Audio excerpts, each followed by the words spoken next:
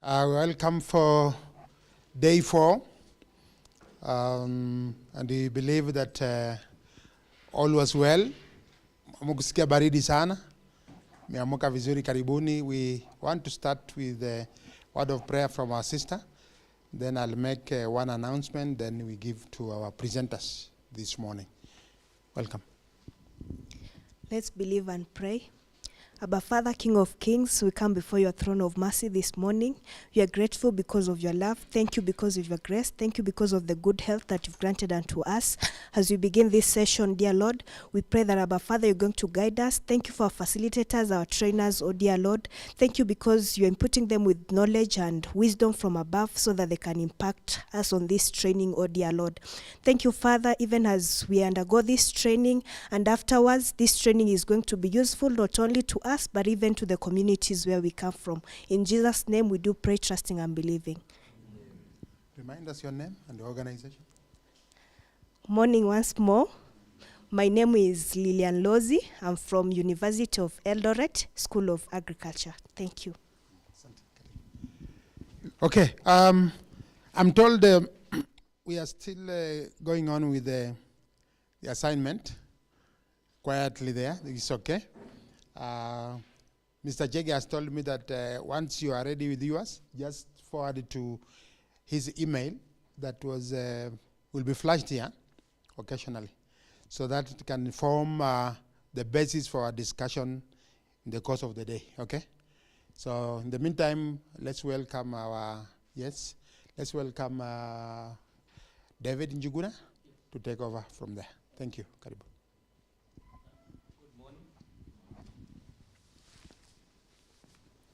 So we continue the presentation, and okay. And this morning I'll be talking about the filing requirement with regard to the national patent and utility model applications. So karibuni. And this is the content of my presentation, the types of applications that you can file at KIPI, the filing requirements, the fees, and other filing requirements that are applicable. There are 4 types of application that you can file at KIPI. One is called a provisional application that comes with a provisional specification of the invention. There is what we call the final application with complete specification. The international patent applications that are filed through a system called the Patent Cooperation Treaty. Then you have what is called a divisional application. And we look at each of them in detail, what is required. With respect to the provisional applications, the purpose of filing a provisional application is to secure the earliest filing date, which is called the priority date. And the reason for filing such an application is one is to buy time to refine your application or conclude your research. Then you get the date that you can claim priority when you file the subsequent complete application. The other reason for filing a provisional application is for, let's say, you want to disclose your invention. Let's say from the university, there's a conference, there's a workshop, and you'd want to make a presentation to disclose your invention to the public or to that during that conference. Then you can file a provisional before you participate in the conference, so that you get the filing date, which you can claim, later on, that you file before you applied for, before you presented your work in a conference, so that you get a priority date that is before you present in a conference. And the reason why that is important is that when it comes to processing of the patent application, is determined as from the date of filing of your application. The novelty requirement, the inventive step requirement are determined as from the filing date. And if you have a priority, It's considered from the date of the priority. It's also important because of the ownership of an invention or your patent. Remember, we talked about the first to file is given priority. If you're the first one to present your invention at KIPI or any other patent office, you have the rights as the inventor, and you're given priority over every other person who files later on. So the filing date is very important. Sufficient of disclosure of an invention is important, even for a provisional application. So there should be as much details as possible, even when you're filing the provisional application. A provisional application is not examined by KIPI. What we do is to give you a filing date, which you will be maintained when you file the complete application. Yeah, so a provisional application is valid for 1 year. So within that 1 year, you're expected to file a complete application. And if you do not file a complete application, then your provisional application is deemed to be abandoned. It ceases to exist. It will never be published. It is considered as if it was not filed. It was not filed. So it remains, that information remains confidential. It's never disclosed to any other person.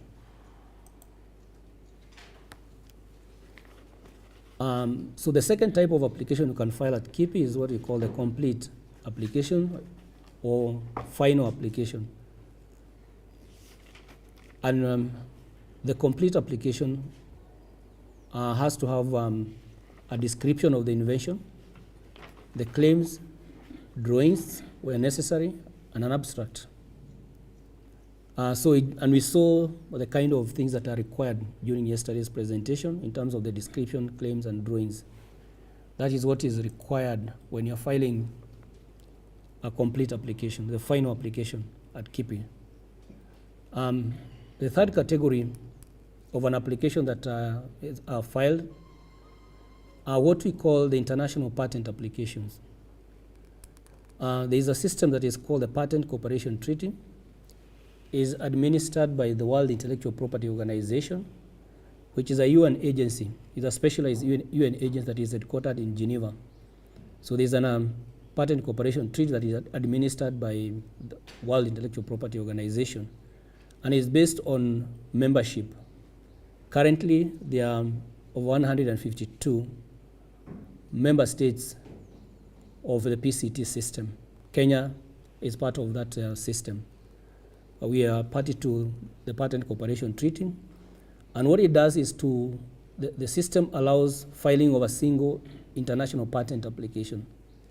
So it's possible once you file your patent application at KIPI, then at some point within 12 months you decide I would want to file in other countries. You can make use of this system by filing your application at KIPI or online. There's a possibility.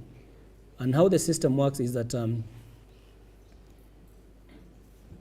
you file your international application initially. Then after 16 months, you get what is called an international search report.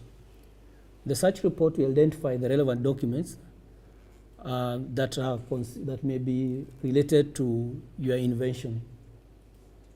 And you get the report. And based on that report, you may decide to start filing or seeking protection in individual member states. Most of those 152 member states, you may decide where do you want to seek protection, depending on the nature of your invention. For example, let's say you've invented a machine for harvesting tea. So you need to find out in which countries there's market for that machine. Yeah, like the ones some people protested sometimes back in Kericho. Yeah, so that kind of a machine can only be sold in countries where tea is grown. Not all the countries of the world grow tea. So you need to identify where there is market for your invention. And then you seek patent protection of your invention in those countries. Likewise, in Africa, we do not have snow. In Europe and other countries where they have snow, they have equipment for removing snow from their roads and other places. So if there were somebody from those countries was to come up with that kind of an apparatus for scooping snow out of your compound or the road, that kind of equipment probably in Africa would be not useful. There will be no market because there is no use for that kind of equipment. So somebody filing a patent application, probably Africa is not a market for the equipment, and therefore they have no motivation to file such an application in Africa, in Kenya. So they'll choose the countries where that is applicable and seek patent protection from in those countries. There is what is called International Preliminary Examination Report, which is optional. You may decide to apply for that through that system, the PCT system. And then at 30 months from the date you submit your application is when you start entering the national phase, seeking now the patent protection in individual countries. For example, South Africa, Kenya, Uganda, they are members of the PCT, Tanzania, and many other countries. So you identify countries of interest and you approach them to submit your application there so that it's processed according to the national laws of those countries. So that's the third type of application that you can file at KIPI. The fourth type of application that you can file are called the divisional application. And a divisional application is an application that is divided from your initial patent application. Let's say you have filed a patent application at KIPI, then you may be told that your application has more than one invention, because you can only apply for one invention in one application. If there are multiple inventions in your application, then you'd have to divide out. You remove the extra inventions and file separate applications as provided, and because it's called unity of invention. One application, one invention. If you have two inventions in one application, then you don't meet the requirement. And the other possibilities that you may have once you file your patent application is examined at KIPI. Some claims may be objected to. Remember yesterday we are saying one application can have several claims. So it may be found during examination that some of the claims are acceptable for grant of a patent and others are rejected. So one option would be for the rejected claims, you remove them from the parent application and you file a division applications. Yeah. So you are filing a separate application to just divide it out. In some instances, you may want to add claims to your application. Maybe there's some element that you left out. So you can file a division applications with the added claims. So it becomes a separate applications. So in the end, you may end up getting two patents, which will be accepted during the examination. So you end up getting two patents. And there are forms that for doing that. You have to request to divide your application and also amend the parent application from IP5.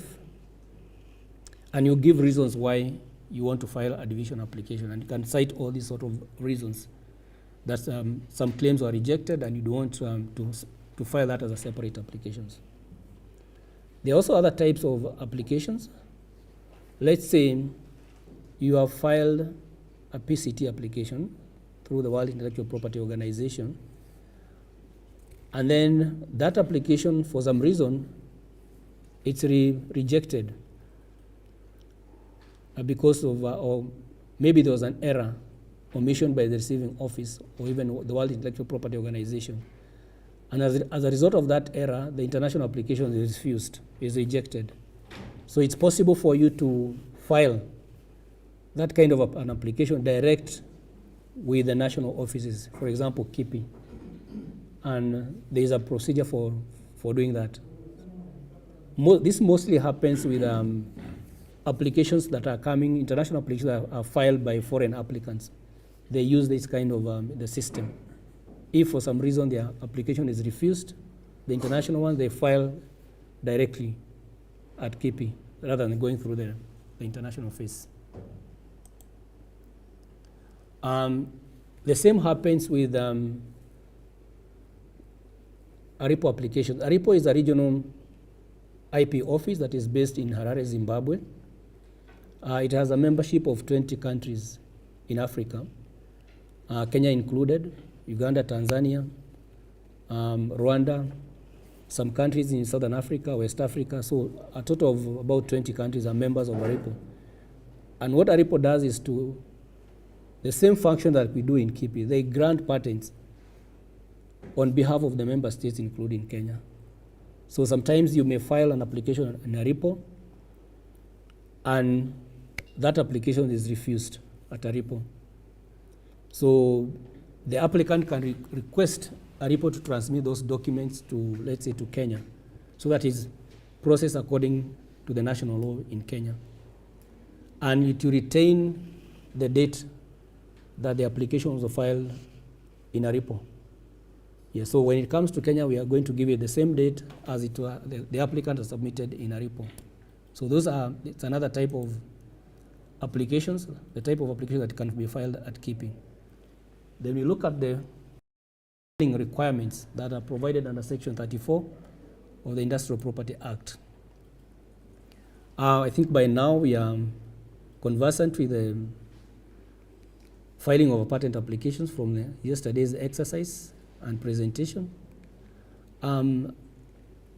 The filing of national applications provided under Section 34 of the Act that we implement. And as we discussed yesterday, one of the things you are required to do is submit a request from IP3. We went through from IP3 yesterday, and should be accompanied by a description of the invention, the claims. So we are still waiting for you to complete the assignment for claims. And then you also require to provide drawings. This is where necessary. Like yesterday's exercise, there are no drawings expected from you people. So it's only the claims. Then the abstract. You are not required to do the abstract for the exercise, but when you are filing at KIPI, you're expected to submit an abstract, a summary of the invention, and we looked at all this yesterday. When we looked at from IP3, the request, where you choose whether you want to apply for a patent or a utility model application, whether you want to seek to file a provisional application or final specification, the title of things like the title of the invention, and the name and addresses of applicants, inventors, and agents, if any. So we went through that yesterday in a very practical way. From IP3, again, there's a provision for declaring priority. We've just talked about the priority, and other documents that accompany the application, and signature of applicant or agent. So if you are filing on your own, that's the signature of the applicant. If you choose to use an agent, then it's agent to sign for you the form IP3. Yeah. We looked at the description yesterday of the invention, where you're required to provide detailed mode of carrying out the invention in full, clear, and concise and exact terms, details concerning your invention. Details to enable a person skilled in the art to make use and evaluate the invention. Note that if you do not provide sufficient disclosure of your invention and a patent is granted, another person may request for that patent to be invalidated on the basis there was no sufficient disclosure of the invention to enable a person skilled in the art to understand the invention. So it's important to put a lot of meat in your patent application, more so the description. The description is arranged as in this order. There is the title of the invention, the technical field of the invention, the background information, which we say is more like a literature review in academic circle. Then there's disclosure of the invention or summary of the invention, brief description of the drawings, if they are drawings or they are applicable with respect to invention, and the best mode of carrying out the invention. What my colleague was talking about, the embodiment of the invention, and also how your invention is industrially applicable.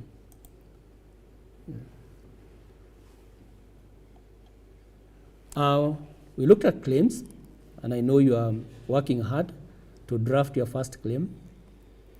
We say that claims are the legal part. They define the matter for which protection is sought. They should be clear and concise and must be fully supported by the description. Remember we said all the claims should be supported by the description. You cannot claim that which you have not disclosed, and they relate to one invention only. The claims allow others to know the boundaries of the monopoly of the protection that you're seeking, because the protection is defined by what you put in the claims.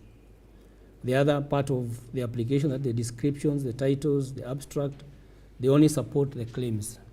And the claims we learned yesterday is what get enforced in court, determine the scope of your protection. Drawings, I think by now we are quite conversant with the drawings. The requirement, you draw, and there's a way you submit the drawings. We learned that yesterday. Abstract is the summary of the invention, relating the technical information of your invention. Abstract must not include statement about the merits or value of the invention or uses that are speculative. So abstract is about the invention. So statement like my invention will make this country earn billions of shillings are not accepted as part of the abstract. Or this device is better and more effective than any other else under the sun. So those kind of statements, they are speculative, they are not allowed in the abstract. It's about the invention. What are the features of the invention? So that's what constitutes the abstract. There are physical requirements of your application that you are submitting. They are provided in our regulations. So one of it, your application must be on A4 size paper for all the sheets. There's also the line spacing, 1.5 line spacing. Margins for the sheets of text and drawings, they are provided, I think 2 inches round. The numbering of sheets, we saw this yesterday. The pages, you have to page the sheets, so the pages have to be numbered. And the applications will come in 3 series. One is the request. You saw the IP3 is the request for patent. Then description, claims, and abstract as another series, numbered from page number 1 to the last page. Drawings, a separate numbering series. Yes. So this is important. When you submit an application, you only print on one side of the paper. No double-sided printing if you are submitting a hard copy. Every 5th line is numbered or numbered paragraphs. So you may decide to number every 5th line of the description or the paragraphs. Typed text is what is accepted. We don't accept handwritten description. And the application must be in English. We don't accept any other languages. Although you may file in a different language, but you are required to provide a translation of the same in English. Mostly you are filing a hard copy, 3 copies are required. Although in the era of COVID, we say you can file by email and just 1 copy. You don't need to file more than 1 copy. Good practice that the pages should be stapled, not spiral bound. Yeah. And you may be invited to correct the defect, which you may be required to pay some fees to do that. So they should be stapled, not spiral binding. This is to make easy for us to scan those documents and upload them in our system. so without leaving the mark for the spiral bound pages. With regard to the international patent application, the PCT, national phase applications, there is a separate request from IP 13. They don't use from IP 3. And indeed, according to the international agreements that we are members to, for such kind of application, they may not even submit a form. They can submit, they can do a letter and identify the international application number would be sufficient. Then they also require to submit a copy of the international application, English translation where applicable. For example, you find an applicant from China, they are allowed to file an international application in Chinese. French-speaking countries, they can also file in French or different languages. Then when they are entering the national phase in Kenya, they are required to provide an English translation for those kind of applications. Then they pay the national filing fee. There's also what is called the excess claims fee where applicable. Then we look at the fees.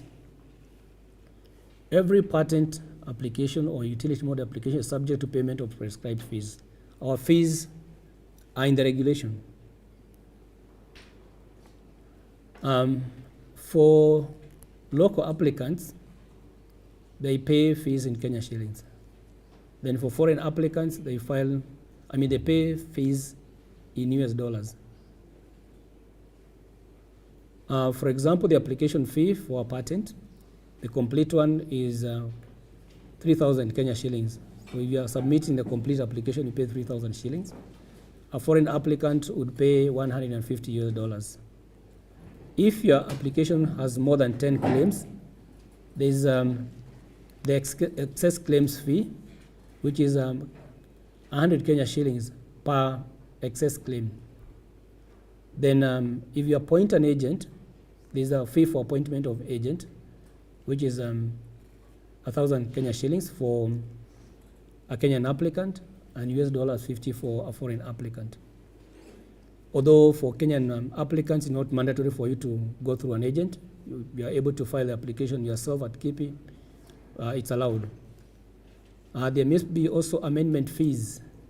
For example, if during the examination it's found that some parts of or some claims are not patentable, they have defects, you can submit amended claims, and there's a fee for requesting for amendment.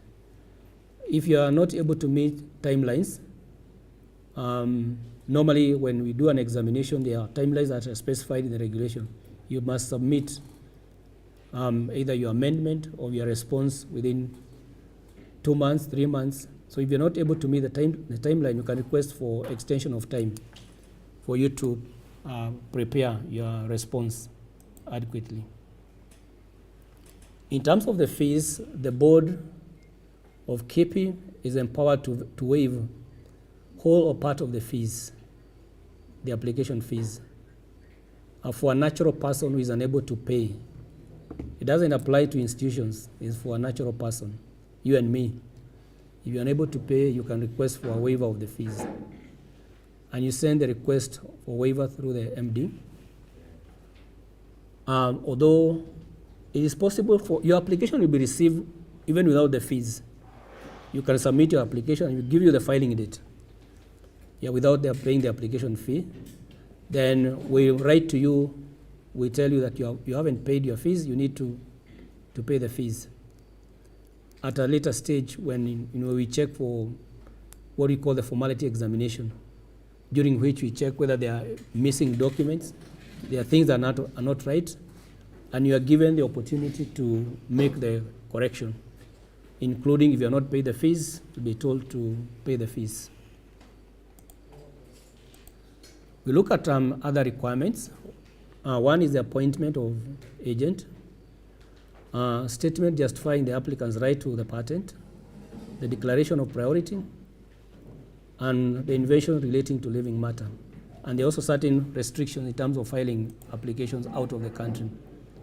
Let's look at the appointment of agent. That should be, if you're considering appointing an agent, you should use Form IP 39 which is mandatory for non-Kenyan residents. They cannot file directly at KIPI. They are required to appoint an agent. I think yesterday we talked about the agents. It's optional for Kenyan residents. For example, the university, you may file directly without going through an agent at the option of the applicant. The agent must be admitted to practice before the institute. Before they can file on your behalf, there's a requirement they must be admitted to practice before the institute. And from IP 39, the appointment of agents should be signed by the applicant, not the agent, because that's the power. You're empowering the agent to represent you. So you must, it's your signature, the signature of the applicant that is recognized, not of the agent. Yeah. There are requirements for appointment of an agent. You must be a Kenyan citizen residing in Kenya, and either you are an advocate practicing in Kenya or a degree holder in science of a technical field who is conversant with industrial property, the matters of patents. You may have participated in some training and you are conversant with the practice of filing patent applications at KIPI, or you are conversant with the requirements as provided by the national law and the regulation. So those two categories of people can practice as patent agents. It's an offense to act as a patent agent without admission. So if you decide to represent an applicant and you are not admitted, it's an offense. And the penalty is you can be fined 6,000 shillings or 6 months in jail or both. Yeah. The other requirement is the naming of the inventor. As you're submitting Form IP3, you are required to name the inventor. An inventor can be one person or a group of persons who devised the invention. And an inventor is a natural person. We had cases where companies, they say the inventor is a company. So a company cannot invent. These are natural persons. There has been an interesting case that has been going around the world where somebody submitted applications for a patent in a number of countries, including South Africa, US, Europe, and Australia. And they named artificial intelligence as the inventor. So a number of countries refused that application on the basis that artificial intelligence cannot be an inventor according to the national laws. And the matters in court, various decisions came out. South African court said yes, artificial intelligence can be named as an inventor. Australia initially, the court said yes, artificial intelligence can be an inventor. Europe, they said no. US, the same, they said no. Australia, the matter was appealed to a higher court, and the higher court said, reversed the decision of the initial court, that artificial intelligence cannot be recognized as an inventor. And a number of cases, the issues that are being raised is, if you name artificial intelligence as inventor, and there's a dispute in court, who will be sued? Yeah, who will be sued as maybe the inventor or the owner of the patent? Because artificial intelligence is not a person. It's a program that has been programmed by somebody to carry out some task. South Africa, they said, yes, artificial intelligence can be an inventor. So still, the matter is being discussed in courts. We don't know the outcome of the various courts. But the initial reaction was that the patent offices refused the artificial intelligence to be named as the inventor, and the owner of the applicant or the applicant decided to go to court in those countries. There's need to distinguish between the applicant and inventor. applicant can be a company or a person, or even different owners, or rather multiple owners of a patent. Inventor is the person who devises inventor. The invention belongs to the person who is indicated, or group of persons that are indicated as applicant. That is the ownership.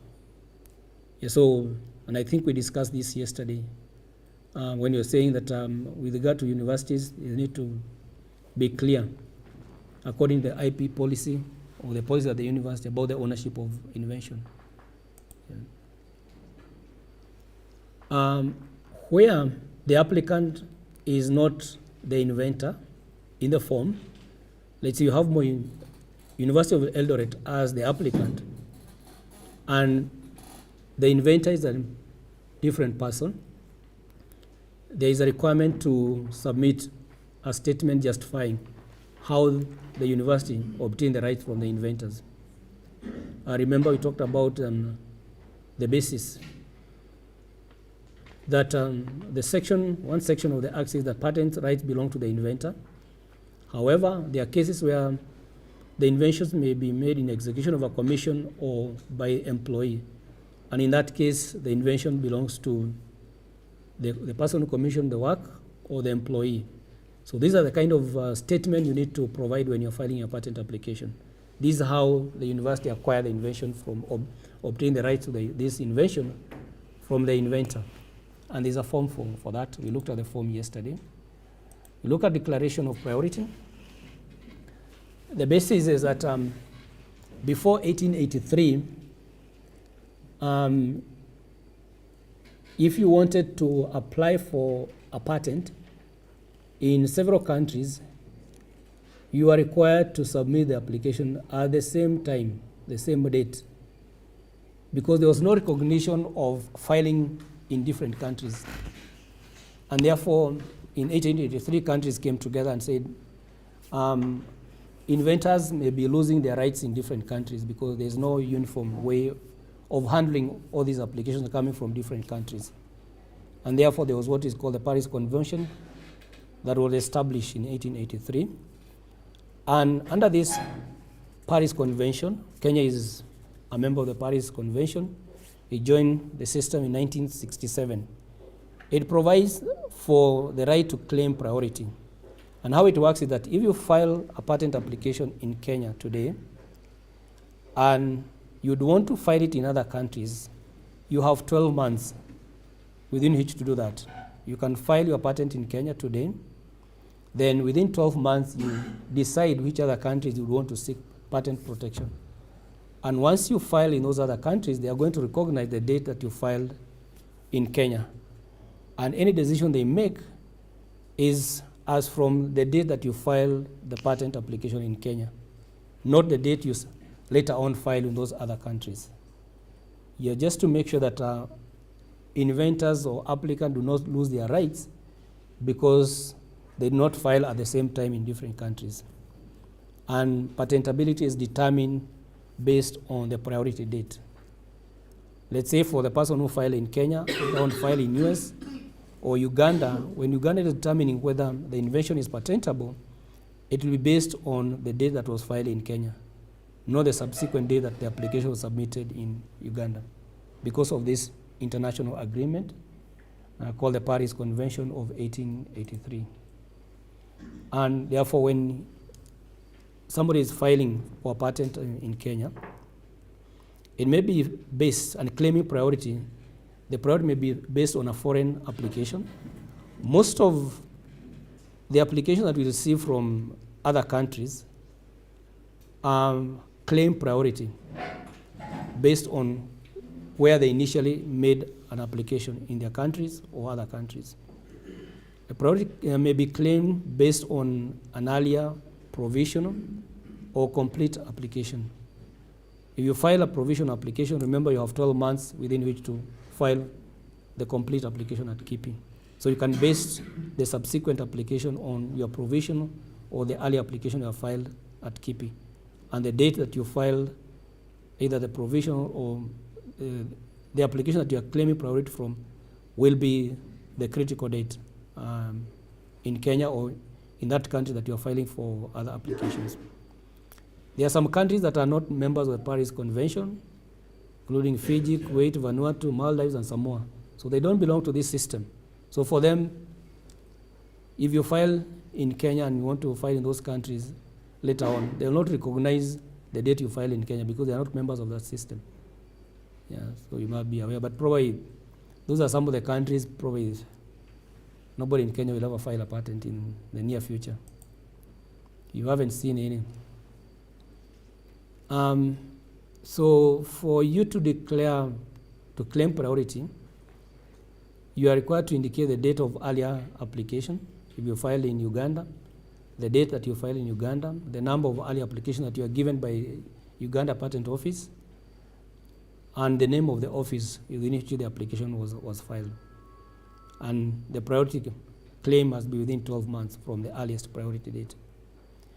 If you don't claim, then the claim for priority will be disregarded during the examination, and your rights will start from the date you file in Kenya. The examination will be based on the date that you file in Kenya, not the one that was disregarded. It may be possible to claim extension of time if you are unable to submit the documents as required.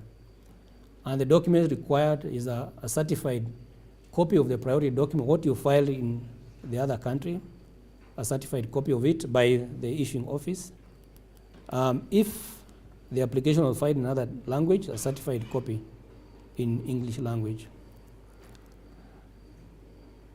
All the documents submitted are required to be in English, and that is checked at the formality examination. If not in English, you'll be requested to provide a translation. The other requirements, for example, inventions relate to a living matter, and they provided under Section 29 of the Industrial Property Act. And these are inventions that may require use of a microorganism, which cannot be described in a patent application. For example, the microorganisms that are used for making mala or yogurt culture, if your invention relates to such a microorganism that you have come up with, then you are required to deposit a culture of the microorganism in KARI or KEMRI, depending on the nature of the microorganism, before the filing date of your application. For the reason that you may not be able to describe the culture in your description of the invention. So in that case, requirement that you deposit the microorganism with KARI and KEMRI, that will be recognized as a description of the microorganism. And the requirement that once you deposit, you are required to submit the date that you submitted KARI or KEMRI, and the number that they have given that microorganism. And that may be provided within 16 months from the filing date. And that means that once the patent is published, any person can access your patent application to see what you have applied for. Also, the same case applies with regard to microorganism, that another person can request for a sample of the culture from KARI or KEMRI for them to do their experiment with it, and probably with the view of wanting to make the same product that you are making out of it when your patent expires. And you are required to maintain that culture for the lifetime of your patent, to keep replenishing that culture during the lifetime of the patent. So the other requirement, there are certain restrictions on security and public safety, or restriction on filing patent applications abroad. That is, those are provided under the law. And if an application contains information that is harmful to the defense or security of the country or public, that application may be, the MD may restrict publication of it. Let's say you submit an application for making a bomb at KIPI. So that application can be examined to determine whether it meets the requirement. However, the MD may decide that such an application will be published the information should not be made public to the world. So far, we've not had a case where such a restriction has happened. In other countries like US, that used to happen quite often, some years back, where security-related inventions would not be published for some time. And then they used to be called the submarine because, it's filed, remember, patent applications are to be published after 18 months, soon after 18 months. So you have these applications that were filed a long time ago. Nobody knows about them because they were never published. They were kept secret. They were processed and maybe a patent granted, but it was never disclosed to the public. Then maybe after 15 years is when it pops up, it's published after 15 years. So they used to be called submarine patents in US. I'm not sure whether they still do that, but there are those provisions that are implemented at the national level regarding security restrictions. There's also a restriction with regard to Kenyan residents who are prohibited from filing patent applications abroad without first filing in KIPI and waiting for 6 months, for 6 weeks to file the same application out of the country. So if you want to file a patent application in other countries, one, there's a requirement that you first file with KIPI. Then after 6 weeks, then you can file in other countries. If you're not interested in filing at KIPI, you can seek the written authority of the MD. And the requirement that you submit your application that you want to file abroad without filing in Kenya. Then the MD will look at the application and maybe decide to give you the authority to file in other countries. We get these kind of applications from some companies, foreign companies that are doing research in Kenya, more so at Catholic University. I think there's IBM. They do research, a lot of research in Kenya, and they come up with inventions, mostly in the ICT sector, and they file this request for written authority to file abroad because the researchers are based in Kenya, and because of this restriction. So they submit a copy of the patent application that we want to file outside Kenya. We look at it, and we've never refused any of those applications because mostly ICT, there's nothing concerning security. So, and some say in most cases they say they're only interested in filing those applications in US or other countries. And because of their budget, they don't have the resources to file in many countries. For them, they're very specific. There are certain countries that would want to file and not others. And in most cases, we grant, the authority is granted for them to file, to bypass filing in Kenya, and they file whatever in other countries. And they say that they are not interested in the Kenyan market. So they are given the authority to do that.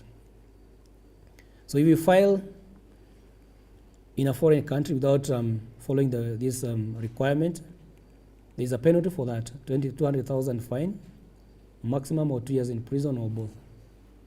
So far, we've not seen anybody jailed or fined for going against that provision of the Act. Once you file your patent application, it's possible to withdraw. It requires that you do that in writing. You write to us and say, I would want to withdraw my application by the applicant. If you are more than one applicant, then all the applicants must sign the request for withdrawal. It can withdraw your application before grant or rejection. And the basis of withdrawing your application is maybe probably you find that you've done some more research from the time you submitted the application. And there are things that are not covered in the initial application. Or probably you want to refine that application to make it better. So you can withdraw the initial application and file a comprehensive one. Yeah. So if you withdraw before the 18 months, then that application will not be published. It will be treated as it was never filed. It will never be disclosed to any third party. We can only disclose to a third party an application that has been published. Before it's published, is confidential. It's confidential. We cannot disclose it to any other person unless the applicant gives that permission that we disclose to another person. Yeah. So that any application you submit to us and is not published is confidential. Will not be disclosed to any other person. It's also possible to amend your application. The reasons for amendment may include you want to correct obvious mistakes in your application. You'd want to correct or change the request with respect to applicants, inventors. In some cases, you may find that there was a research, a collaborative research, and probably you only submitted your application naming one applicant, or some inventors were left out. So it's possible you can request for amendment of your application to include the missing persons, the inventors or the applicant. Or you would want to correct some formal defects. There are some defects in your application and you want to correct them. Yeah, so you can submit a request for amendment. Or amendment of claim. This is most common. During examination, you may be told that your claims, this number of claims, you have 12 claims, that claim 1 to 10 are not patentable. They do not meet the requirement. And only maybe claim 11, 12 meet the requirement. So in that case, you may decide to amend the claims that are, overcome the defect that has been identified. It's also possible to amend the description, claims, and drawings to provide better drawings that illustrate your invention, or to provide information probably that was missing to clarify the description of the invention. And claims, all the time, the claims are amended during the prosecution of the patent application. And therefore, you can request to amend. The procedure is that you submit a form, a request to amend. If you want to amend the name and address, there's a separate form for doing that, or the contact information. And any other amendment, you have to do a letter explaining what it is that you want to amend and the reason why you want to amend. In terms of the description and the claims, when you're amending, you need to indicate the difference between the document as filed and the new information that you are replacing. What is the difference? What is the impact of it? Why are you amending? And it's possible to submit replacement pages. So let's say like your document has 20 pages. There's a problem in the page 15 or 16. You can submit replacement pages without affecting the other pages. So that is the end of my presentation for this morning. I invite questions.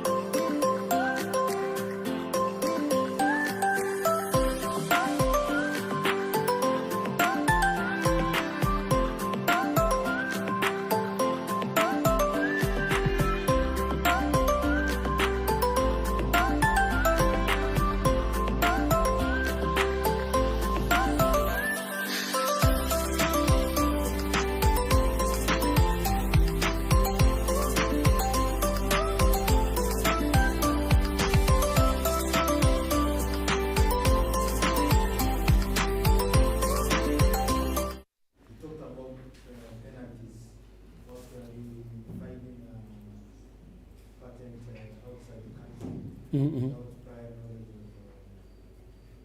of any home commissioners. Mm. Now, does that apply if someone files a patent here in Kenya and doesn't file, maybe he comes from Zambia and he has come and filed a patent here? What happens?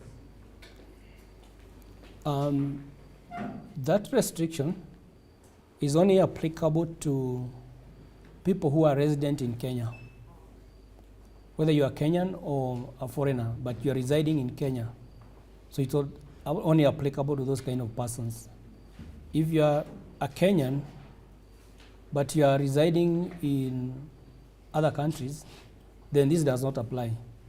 The restriction does not apply to that type of people. You get it? Yeah, so if there's a Zambian but residing in Kenya, this requirement applies to them. They would be required to file at KIPI or seek authority to file outside the country bypassing KIPI. Yeah, so, but if you are Kenyan, let's say you are doing research, you are resident in US doing research there, with a company there, then this does not apply to you. Yeah, you can still file in US because you are resident in US. Yeah.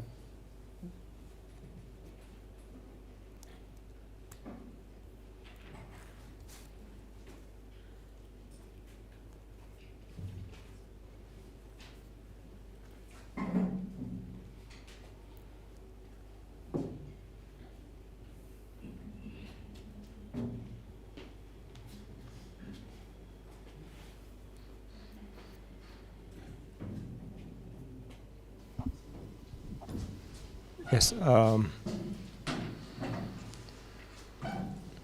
John Chumba from Endebess TTI. Now, I wanted to confirm about the validity of the patent.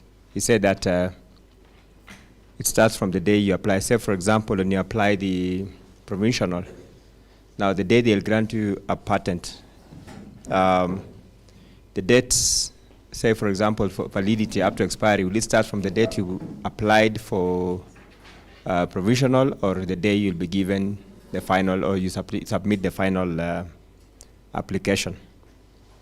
The second one is about the issue of divided application.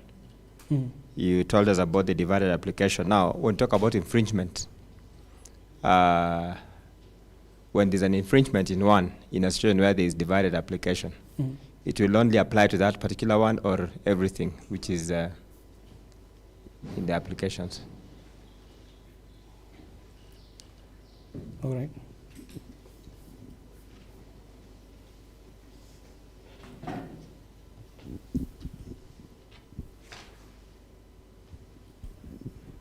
My name is Geoffrey Biwott from Moiben TVC.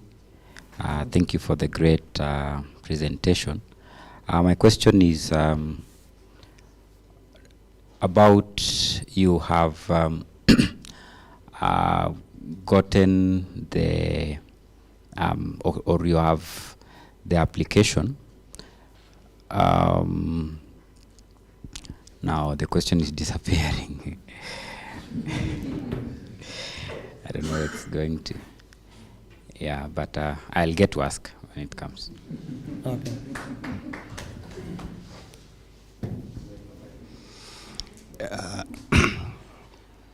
Thanks for the presentation. Mine was to ask about supposing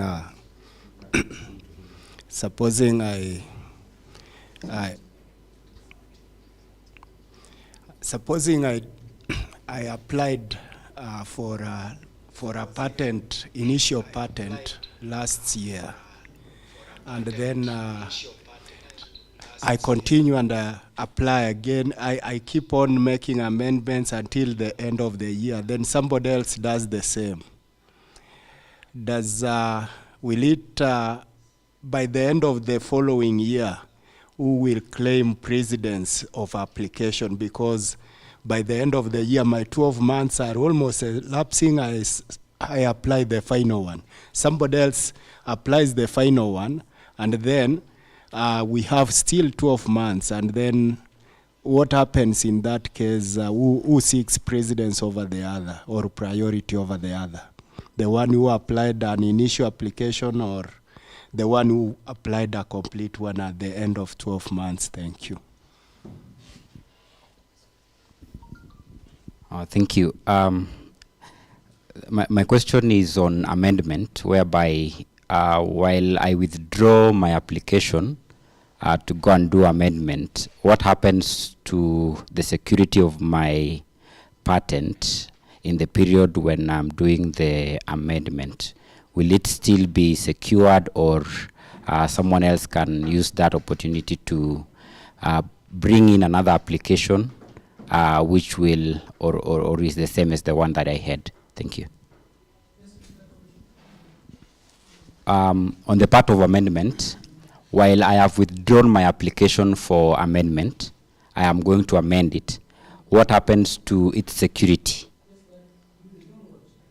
My application for patenting for amendment purposes. I want to amend it. Maybe there are some parts that I need to work on before I resubmit it. So what happens to its security while I am in the process of amending? Thank you.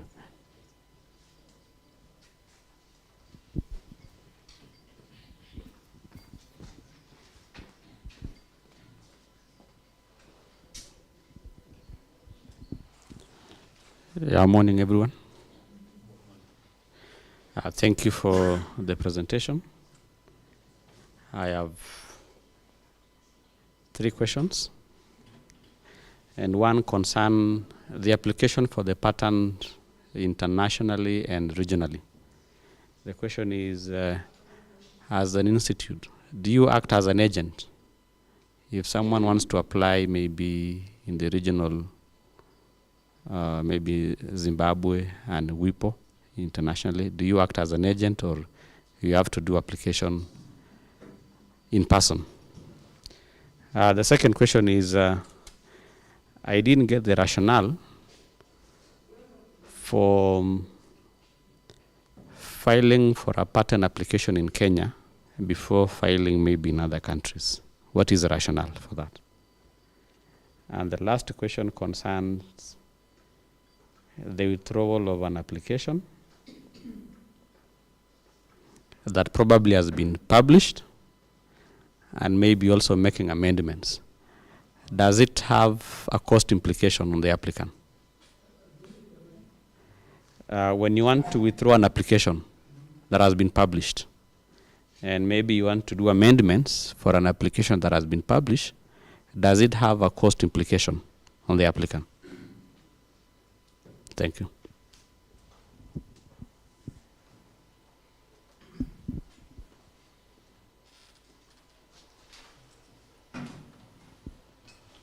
Maybe let's handle these ones.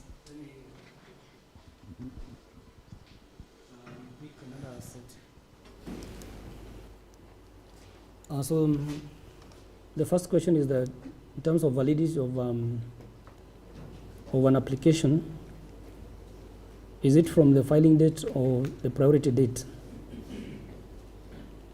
The validity of a patent runs from the filing date. The priority date is for purposes of determining whether your invention meets its new or has inventive step. But the period of 10 years runs from the filing date. So you have, let's say, you have an application that was filed in US last year. Today is 9th. Let's say it was filed on 10th June 2021. Then today is filed in Kenya. When we are examining that application to determine whether it meets the requirement of the national law, the determination will be as of the priority date. Anything that was in the public domain before the priority date is what would apply. Determination of the novelty and inventive step does not start from the date that the application, let's say today, if the application is submitted today, will be considered as of the priority date. Anything that was available to the public before the priority date is what is considered. However, the term of that patent, the 20 years will run from the day the application is filed in Kenya. Let's say it's filed today, the term will run from today. The 20 years will run from today. So that is how the scheme of, the scheme of things applying. The validity of a divisional application. So if you file a divisional application, what will happen is that the divisional application will inherit all the dates of the parent application, even a period of 20 years.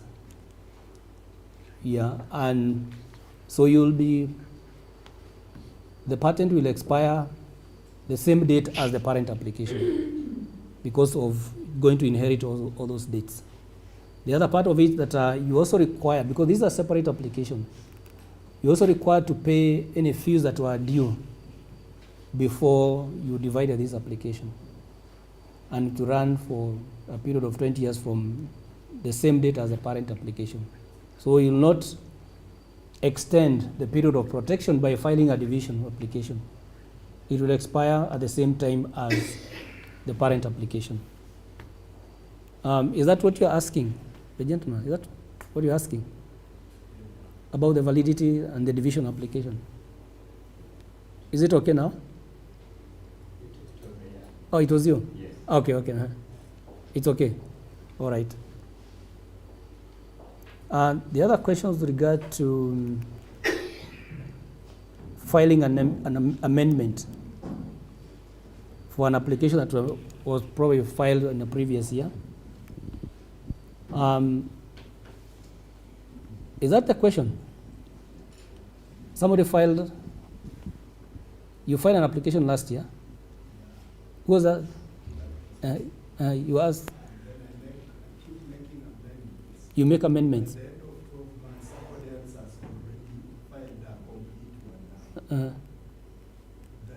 includes my amendments. So, we claim priority over mine, or do I claim priority over this? Okay. One final amendment I'm making, the bench just goes ahead of me, files including the final amendment I'm making. So the way it works is that when you file your application, you get a date, yeah, and that date is very important. The filing date is very important because a lot of things depend on the filing date. The period of protection is from the filing date. Determination of whether your invention is patentable is from the filing date, yeah, and we said it's first come, first served. When you get to the office and you file first, you have the filing date. That date is important because it gives you priority over any other person. So if any other person comes in and files, maybe at the 10 months after you filed, you have priority. Your application has the priority over this other person coming second. During examination, we look at who filed first, and you have the priority over the other person who comes subsequently. You are allowed to amend your application. However, you cannot add a new matter to what you filed. The amendment has to be based on what you disclosed first. And I think my colleague talked about it when we were talking about F1 to F4. So if that is what you filed, it discloses these particular features in your initial application. If you come and amend, you want to amend and you want to add another feature, a fifth one, so that you are changing the scope of your application, is not allowed. So for any other additional element, you would have maybe to file a separate application. Yeah, so I mean, there are things there you need to be careful about and to consider the implication of it. Yeah. All right? The other question was with respect to withdrawal of an application. You are withdrawing an application, then you want to file afresh. If that's the scheme of things. Then the question is, in terms of security, security of what? My application, in terms of, I have withdrawn it so that I make corrections. Then I want to reapply. So from the time I withdrew and the time I'm applying again, would there be someone who has come in to put in another application of the same kind as mine, and maybe overtake me by that? Okay. How it works that if you withdraw your application, it's dead. It doesn't exist. You withdrawn it, it's no longer an application.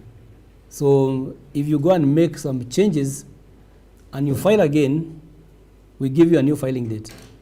So in the intervening period between the time you withdraw the application and the time you file another one, if somebody comes in, they have priority over your application. So you need to be very careful before you withdraw the application. And I think maybe I want to just imagine that you, the applicant who is saying that you want to withdraw. I really don't know whether you really intended to withdraw, but you want to request to amend the application. So is it a deliberate withdrawal, or you are just you could notify the patent office that you want to make amendments? You simply write to us, and there is a form that you fill to make amendments.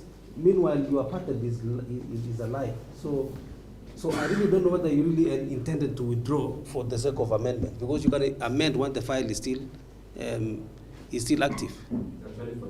Because what is the wisdom of withdrawal? For the sake of amendment. No, there is a procedure. In fact, if you want to amend, you are not supposed to withdraw. It means you still want to continue with the patent, but you can request for an amendment. In this particular case, when you request for an amendment, you are charged. But if we invite you to make amendments, it is free. You make amendments and submit to us. So in this case, when you are amending, you simply request to amend without killing or withdrawing the patent application. I think that's where you are, because I don't think you can withdraw for the sake of withdrawing so that you can come back again. Because like my colleague said, it will die as soon as you withdraw. So it is safer when it is with us. You simply request. There are forms that you fill in to request for amendments. Then you are charged a small fee, and then your patent continues. So in most cases, people don't withdraw and come back. I haven't seen that. Thank you.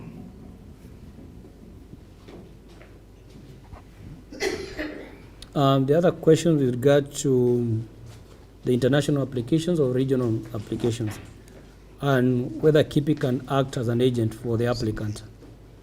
We do not act as agents for the applicant. We don't have that mandate.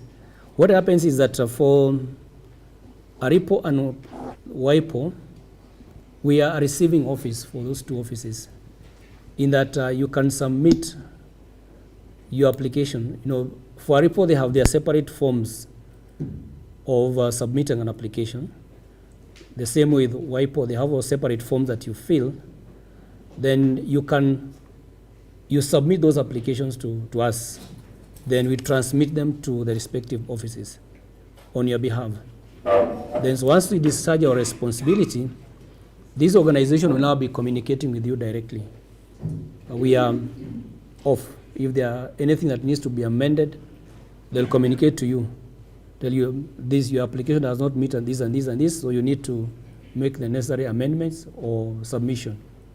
But you can receive those applications on their behalf and do the transmission to ARIPO in Harare or WIPO in Geneva.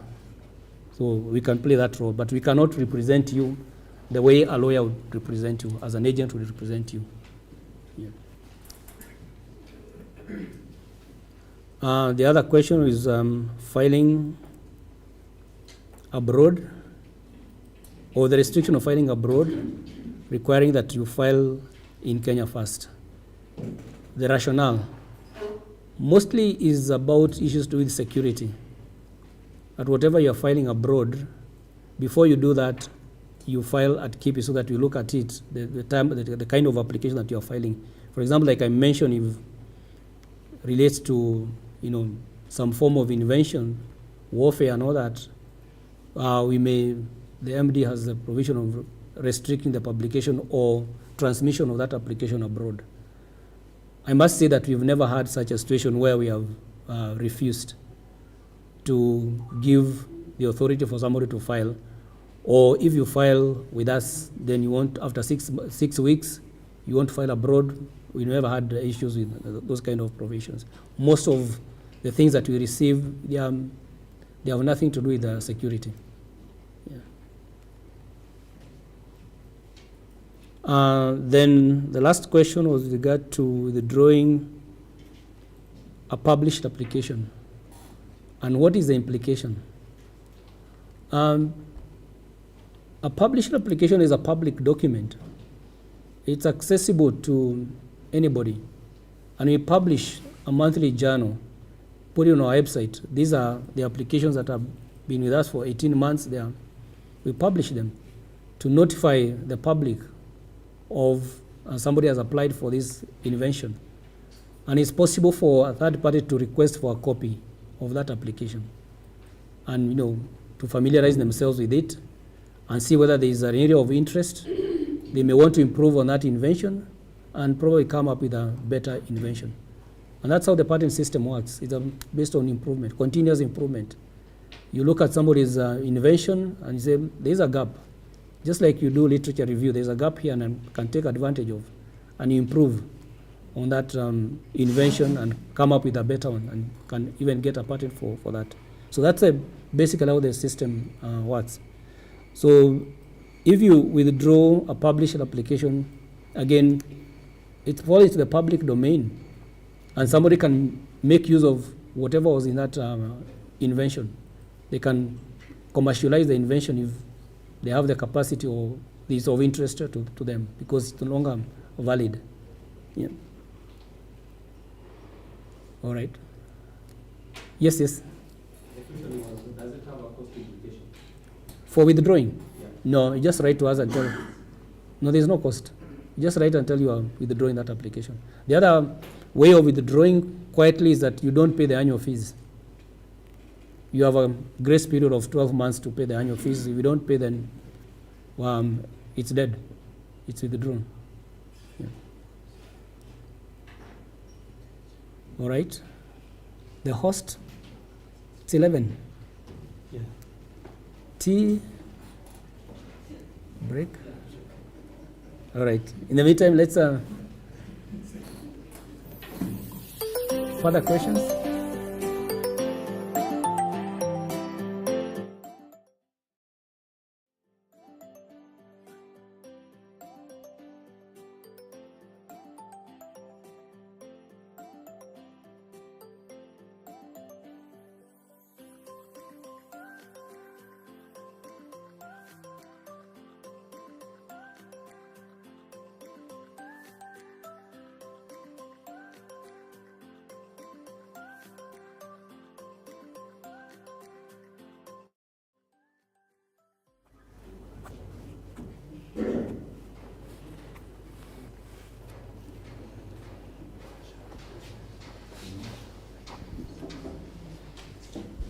Okay, thank you. Now that you have talked about the annual subscription, what about if I delay maybe by a month?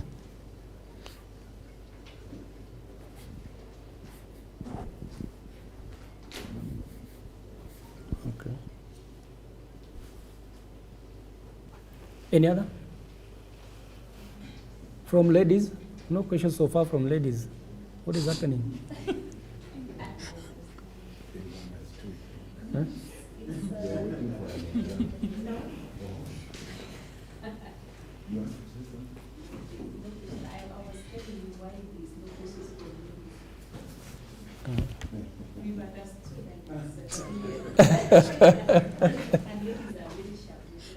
Okay.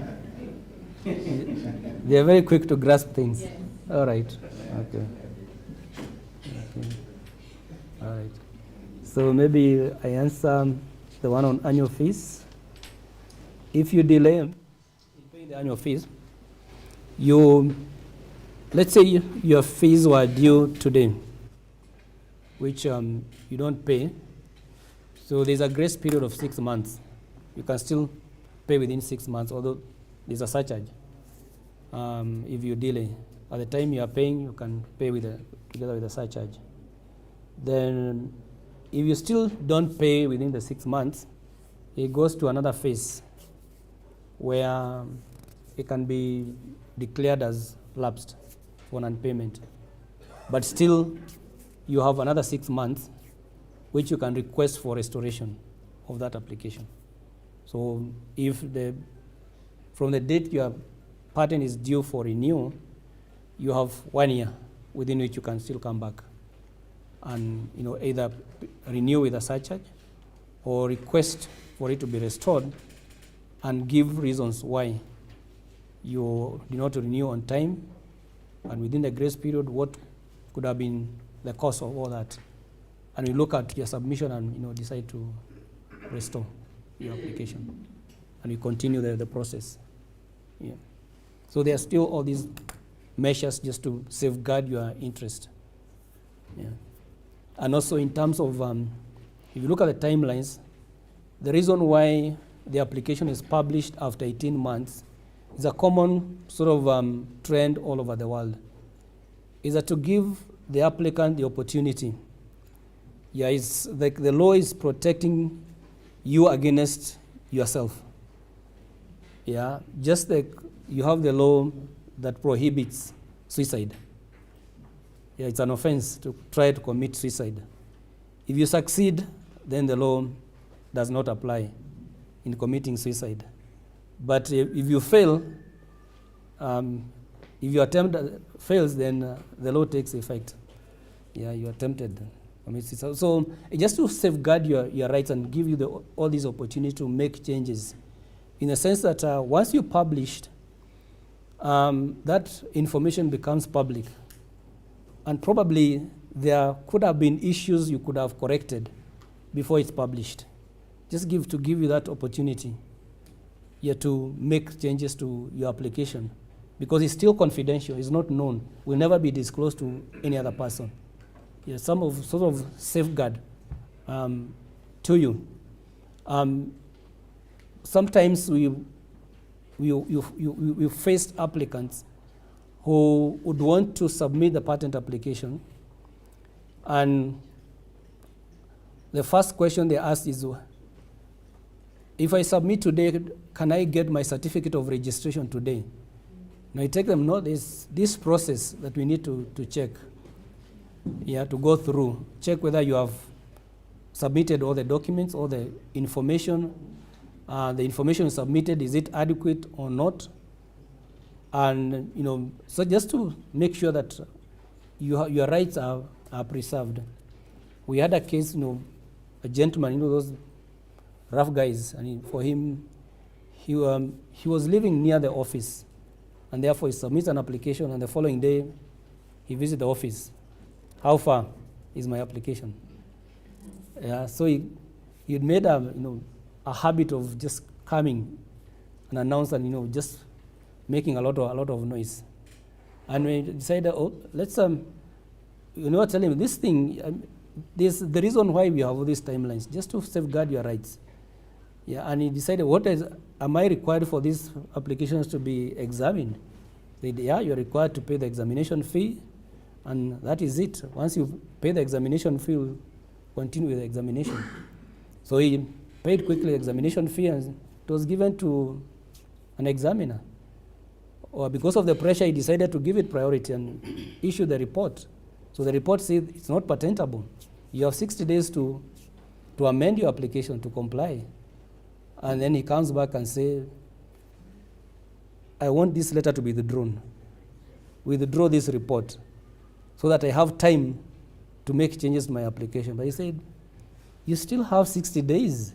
Today, you receive this letter today. You have 2 months to make the correction that has been pointed out. He said, no, I want it to be withdrawn. And he said, it's not possible because The report is out. That's what you're looking for. The report is out. So you have 2 months, and if you're not able to make the correction within 2 months, you can request for extension of time for another 3 months. So in essence, you have like 5 months within which you can make all these changes. And he was not satisfied with that decision, so he appealed to the MD and raised a lot of issues. There was a bias from the start by the examiner. He was not given a fair hearing, a lot of things. So the MD had the matter and said, I don't see anything wrong that was done. So he made an appeal against the institute to the Industrial Property Tribunal. And what the tribunal said that to some extent they agree with the person, and their decision was that the application be re-examined. So we re-examined the application, and the issues that were there were the same, because it's those sort of things that are not machines that are not cannot be made in the industry. Those who are conversant with the science is that is coming up with equipment that is driven by gravity, generating electricity using gravity. Yeah. So and he said this is something that cannot function in essence. Yeah. So an example is that you have a car, maybe going downhill. You can switch off the engine, so the car will run because it's a slope, but then it cannot go up a hill because it needs power to do that. So it's the same thing that you cannot generate electricity by the force of gravity. It is not possible. It doesn't obey the laws of science. The toys can probably work, because they are just moving up and down. It's like going down, downhill, uphill, gets to a point where it has to come back. So that can cycle, but even that cycle has to stop at some point. It's the same thing. You cannot generate power in anything that is driven by gravity. Yeah, and those are the issues that were raised. Yeah, so ultimately the examination was done. The panel came up with the same sort of opinion, and the person had to make the changes to remove, to amend the applications to comply with the law.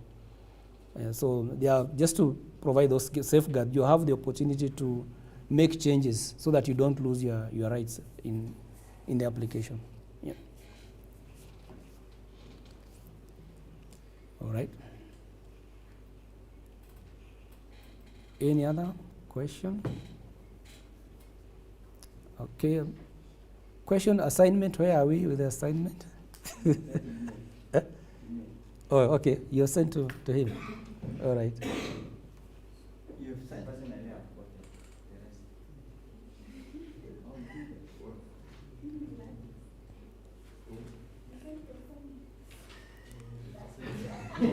Card.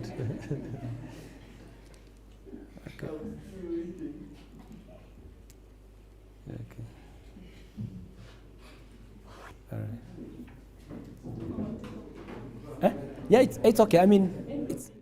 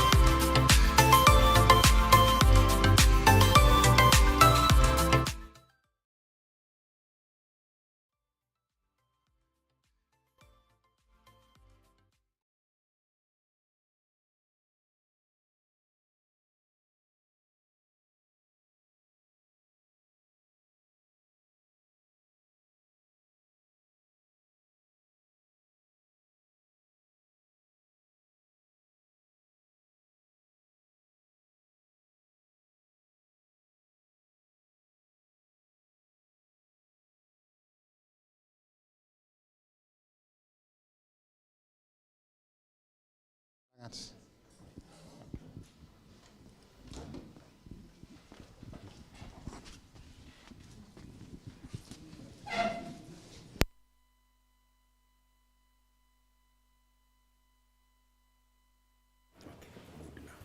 Okay. Yeah, good afternoon, everybody. Yeah, I'm going to take you through the second presentation, which is a continuation of what my colleague, Mr. Njuguna, was taking us just before we broke for the tea. And basically, it's about the various activities that still happen at patent office during the prosecution of a patent. Prosecution just means the processing of the patent application. So one of the things that is a requirement in the patent system is in the course of processing is publication. And under the Industrial Property Act Section 42, it is one of those steps that need to be carried out as a matter of procedure, and this publication is normally done after 18 months. Upon the expiry of 18 months, the application is published so that the members of the public can access. Anybody who is doing research in that particular field can be able to access and make improvements. But before the 18 months are over, usually the patent application is confidential. And at that time, it just gives an opportunity for the applicant to decide whether he wants to file an application outside the country. That is why it still remains confidential, to retain the novelty of the patent application. So we are saying that at the expiry of 18 months, this publication is made public, the invention is made public through publication, and it's normally done electronically at KIPI in the Industrial Property Journal, which is hosted at the KIPI website. So every month we update new applications, new patents granted on the website. And if you go to KIPI website, www.kipi.go.ke, on the left-hand side at the top you'll see journals and the months that those journals are. As we speak now, I think the latest journal is May 2022. So one of the other things that happens in the patent office in the process of trying to determine whether the patent application meets the requirements is a step called substantive examination. You actually want to establish whether these particular alleged inventions meet the requirements of the Act, which includes the novelty, inventive step, and industrial applicability. Or it must also relate to one invention, so that in order to get a patent, you will not be given a patent for one application.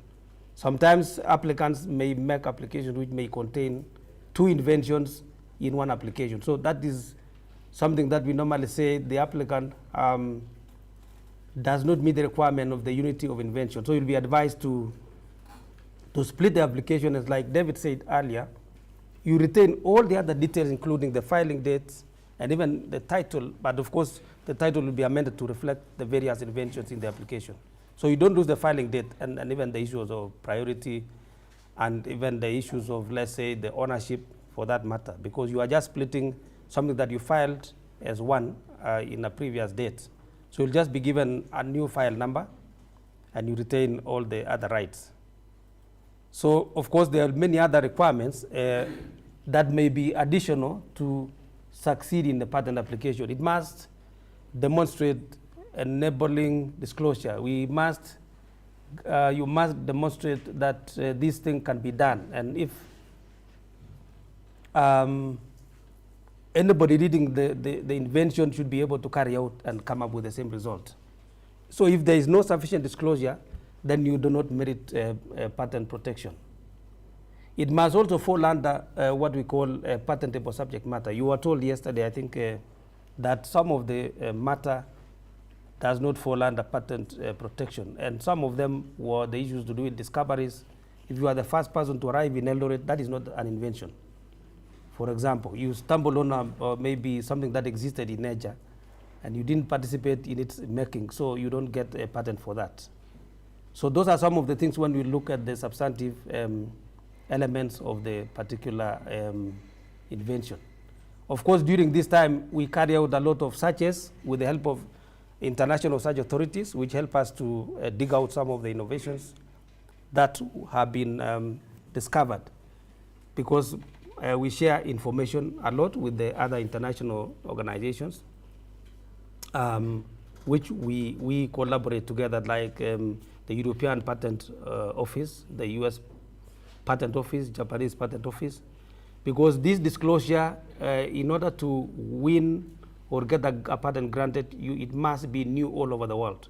So we consult international databases to establish an examination report, and we find that some of the inventions or claims you are making were cited, like you saw yesterday about the documents that were cited have a relationship to what you are proposing. Then you don't proceed, because basically that application will be killed by the prior art, but not the literal killing. It will actually destroy the novelty. And if it can destroy the novelty, perhaps, and some of the things qualified to proceed regarding the issues of inventive step, you will be told to amend. And if the amendment is accepted, if you manage to persuade the examiner to buy in your idea that these amendments can be accepted and a patent will be granted. So this is what we are saying. It must meet the requirements of the Industrial Property Act. Once again, it's a repetition: novelty, inventive step, and industrial application. At that point, if you meet all those requirements prescribed under the law, a patent application, the patent application will be recommended for a grant of patent. Don't forget that this is an examiner recommending to the authorities to grant, because the examiner is not the one who grants. So it's the CEO who gets the substantive examination report. We do work on behalf of the CEO, but our business is just to recommend for grant. You heard a few minutes ago about an application which may be prejudicial to the national interest, or an application that can destroy the environment, or something like that. It may not be granted. It may be inventive, but then in the issues of public interest, the CEO may decide that that cannot be granted. So at this point, the examiner determines that these positive elements are all acceptable, then will recommend for the grant of patent. Negative determination is when it doesn't meet the requirements, okay? Lack of novelty is not new, it is not inventive, and it does not demonstrate industrial application. That means it cannot be duplicated or replicated in industry through machines or something like that, any process that cannot be reproduced in mass. Or if it falls under non-patentable subject matter, like I've said before, methods of doing business, mathematical methods and discoveries, all those will attract a negative determination from the examiner's point of view. If it is insufficiently disclosed and lacks unity of invention, you could have many inventions in one. That cannot be protected, because you cannot have so many innovations in one patent. So it will require that you need to split, like I said before, and get a different application number and proceed for purposes of examination to address each of them as individual applications. The application at this point, if the applicant does not make up, will be rejected upon being invited to amend. If you don't bring the amendment, it will be rejected, okay? So, but at this point, when, just like somebody was saying, if I want to amend, you don't actually, at this point, withdraw, because you are given an extension of time. That is why I was very concerned about your withdrawal. I did not know the wisdom of withdrawing, but at this point, just to let you know that you can have a request for an extension of time with the payment of some fee and filling of certain form. You can be given an extension of time to make amendments, okay?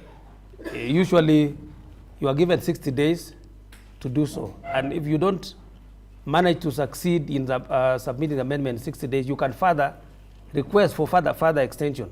by paying again. So you can continuously do that until you finally succeed in lodging the required corrections. And if the examiners are convinced that indeed the amendments have overcome the objections, a patent will be recommended. So take note, you don't withdraw. I did not see why you wanted to withdraw, because that is not called withdrawal. You may have wanted to say, how do I request for extension, because you need the time to go and reflect on what was maybe objected to by the examiner. So at this point, one of the things that you also get done is once all these processes, because one, it can go either way. We were saying it must be maybe positive or negative. If it becomes positive, a patent will be granted. Once it is granted, then a certificate is issued. And that issue will be done upon payment of prescribed fees and entered in the patent register and published in the journal, once again on the KIPI website. And as was discussed in the morning, somebody mentioned about the revocation. The Industrial Property Tribunal is a body that sits to hear cases of industrial property disputes. And in this case, I want to start pointing out that under the law, a patent cannot be opposed during the process of its prosecution or examination. Usually, patents are only opposed or invalidated upon grants. So you cannot come in the middle of the process of the patent and say, I want this stopped once you have seen the publication. You wait. The law says that you have to wait until it is granted. Once it is granted, you can now lodge a revocation proceeding or invalidation or some of these things. And the grounds for invalidation may be that, according to you, it does not meet novelty requirement. The inventive step, not stem. I think you are seeing stem there. That should be inventive step. The non-obviousness. I don't know whether we discussed about the inventive step yesterday. And if we did, the thing is, it is not obvious. It must meet the inventive step requirement. Inventive step means it must be a technical advance that is not obvious to the person skilled in that particular field. Once again, the issue of industrial application, can it be replicated in industry? Because if it is something that is going to be manual, suppose there is a demand in the marketplace, you cannot satisfy. So we need an invention that meets an industrial application requirement, that if there was a demand, let's say, for example, for a medicine to treat COVID, for example. So if it was a manual process, that is not patentable. So it's something that if the investors or anybody who wants to work out the invention can produce it en masse or scale it up. It may also be invalidated on the grounds that it doesn't is not sufficiently disclosed. What we were saying yesterday, enabling disclosure or the preferred embodiments. Somebody skilled in the art may not be able to work the invention because it is not clear. So we talked about the clarity yesterday, that it must be fully disclosed, concisely, and straight to the point. And again, if it falls under non-patentable subject matter. So again, these are the grounds within whereby a third party can be able to go to the tribunal to seek invalidation of a granted patent. Annual fees. Any application that you lodge in KIPI attracts some fee. Apart from the application fee, there will be what we call annual fees. And this annual fee may be called sometimes before the patent is granted. It's not usually called maintenance fees. But once it is granted, you will call it renewal. You sort of, like we said, this contract we were signing with the government, social contract, you disclose, we give you protection. But in order to maintain that protection, you need to continuously pay fees to maintain your patent in the patent register. And if you don't pay, it falls into public domain. So basically, this is something that is the obligation of the patent holder to continue paying these fees for as long as the patent is in force. But we have seen a number of cases where patent applicants or patent owners pay a fee to some extent, and when they find that there is a serious competitor, they are no longer making money, they simply abandon. And for us, it is not a big deal, but it's a big deal for whoever, because maybe the patent owner has found that there's a competitor who has come up with the superior technology which overshadows their own. So they normally do the market survey and discover that they are no longer making money by renewing this particular technology. So they simply, quietly exit the patent system by, not paying. And if you don't pay the annual fee, you are normally given, let's say in this given year, you haven't paid fees, maybe which was due in June. You are given 6 months grace period to, just come and give us an explanation if you want to continue paying. After the 6 months grace period, we will imagine that you no longer have an interest, and therefore it goes into public domain. But then, if some other person wants to come and take over, they can request the patent office to to be given that particular innovation. So I think the last slide, I don't know whether I was very fast, but what I'm trying to say is that what was being done in the course of the prosecution of the patent application is that these are some of the activities that take place once the patents are registered. You can assign, we were told yesterday that you can assign. Assignment of industrial property rights is like you are selling land. You can sell your land because you have a title deed. So once you have a patent, you can simply sell and continue to innovate and sell, depending on the kind of business you want to run. So it can be assigned, and this assignment usually is recorded in the patent register. When the titles change hands, even the names also change in the register, and therefore that will be registered in the patent register and published in the journal to reflect the new changes. And I think that is the last slide, if I am not wrong, because I didn't number them. Yes, questions and answers.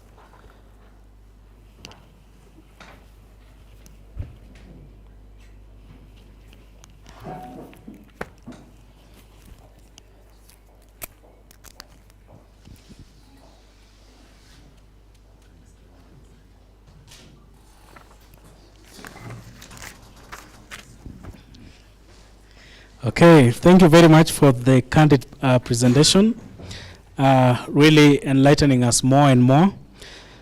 Mine is just a clarification on probably how much is this management fee for the patent, and the other question is that does the annual fee accrue, so that in an event that I don't pay this year, though you talked of a grace period of 6 months, I don't know if that 6 months means what.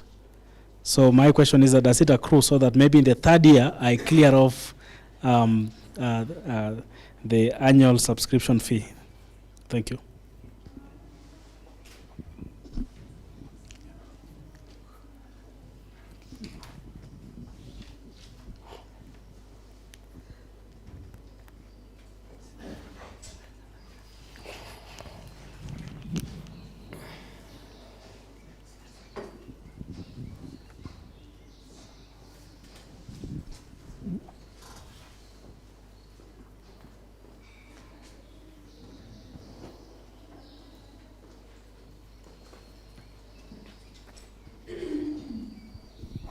Okay, thank you for the presentation. I have one question about ownership change. I think it was part of your last slide presentation. You have indicated that actually ownership change can only occur through sale. Now I was wondering if the other methods, like for example leasing, maybe donation, I don't know if that can be part of ownership change.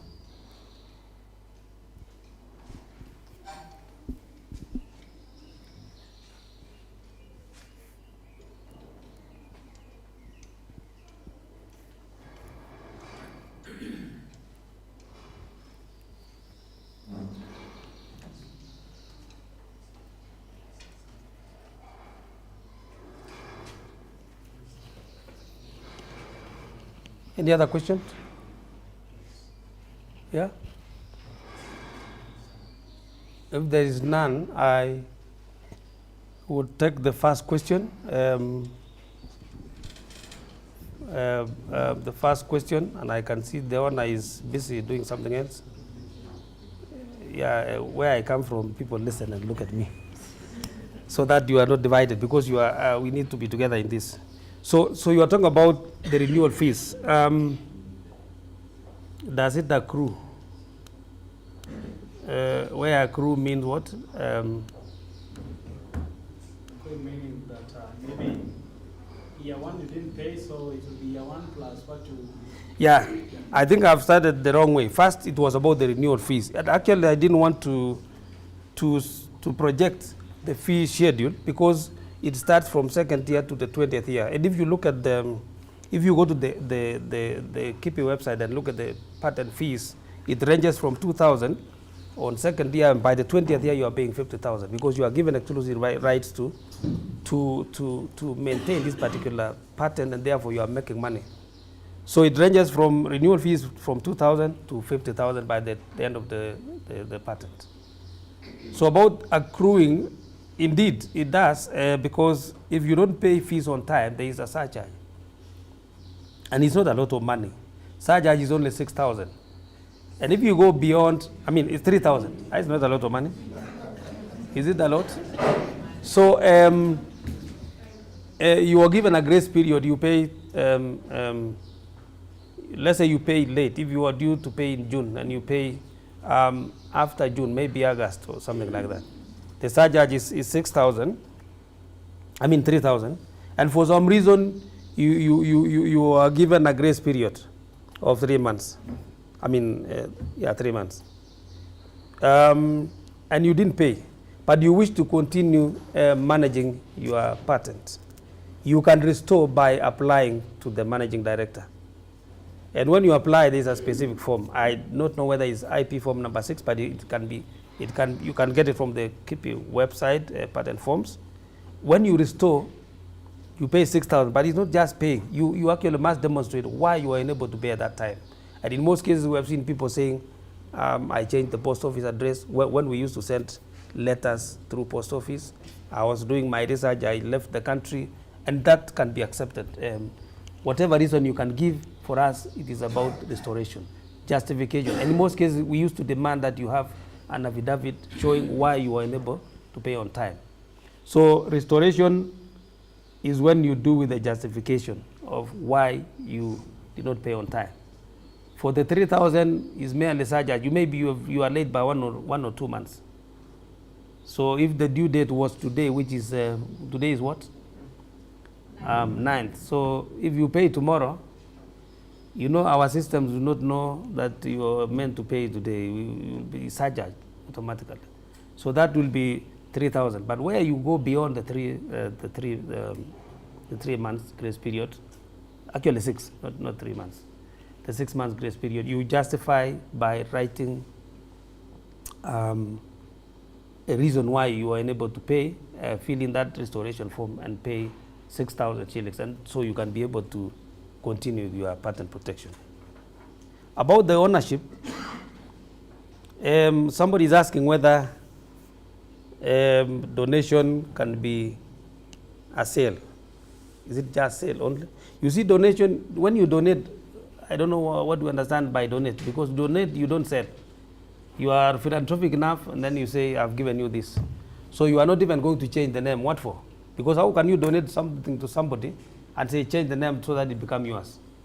You still have your name, but you have given out the technology free. Donation is free. You get the point. I think the understanding from where I sit, donation is just helping somebody. But when you help that somebody, you want to transfer all the rights to that particular individual. The same thing applies to leasing. When you lease, it's like licensing. You still hold the rights, but you have given that person an opportunity to utilize the innovation, but the rights still remain with you. So the sale is different. Like when you sell land, you change the title. If you lease land, you don't change the title, you still remain the owner. You can tell that person, I'm leasing it for you to till the shamba for the next 2 years. After 2 years you go away, the shamba still remains with you. So it is just that simple. So you don't change ownership when you are leasing. You may just indicate in the register that for the time being you have leased to this particular person. And of course those are other instruments that come along with the what you call license agreements. So you agree by the side, you may be agreeing with that person, but you deposit the agreement with us that indeed you have given this guy the opportunity to utilize your innovation. In the meantime, the register indicates you are the owner. So donation, no change. That's where I sit. Because donation, why would I change? Why would I change the title? And I don't know from which perspective we are looking at donation. I know donations, if it was really donating land, I understand. But this of course is like land, but this is not real land. Because land, when you donate, perhaps you need to really change the title of that particular person. But in terms of technology, you can donate, you can remain with your ownership, but then you have given somebody the rights to utilize the technology free of charge. And I don't know whether Paul has some contribution on this, if you wish to.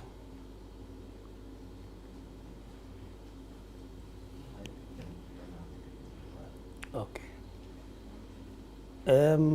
Any other question? I'm sure it was very brief, but it was basically about what happens up to the grant and what happens if some third party wants to invalidate. So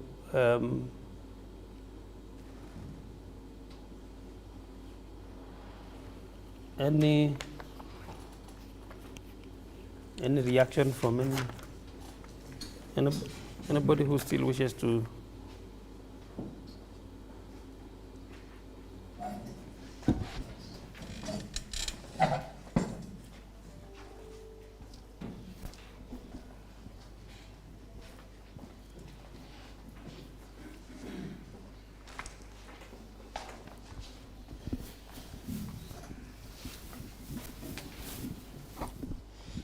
Okay, thank you.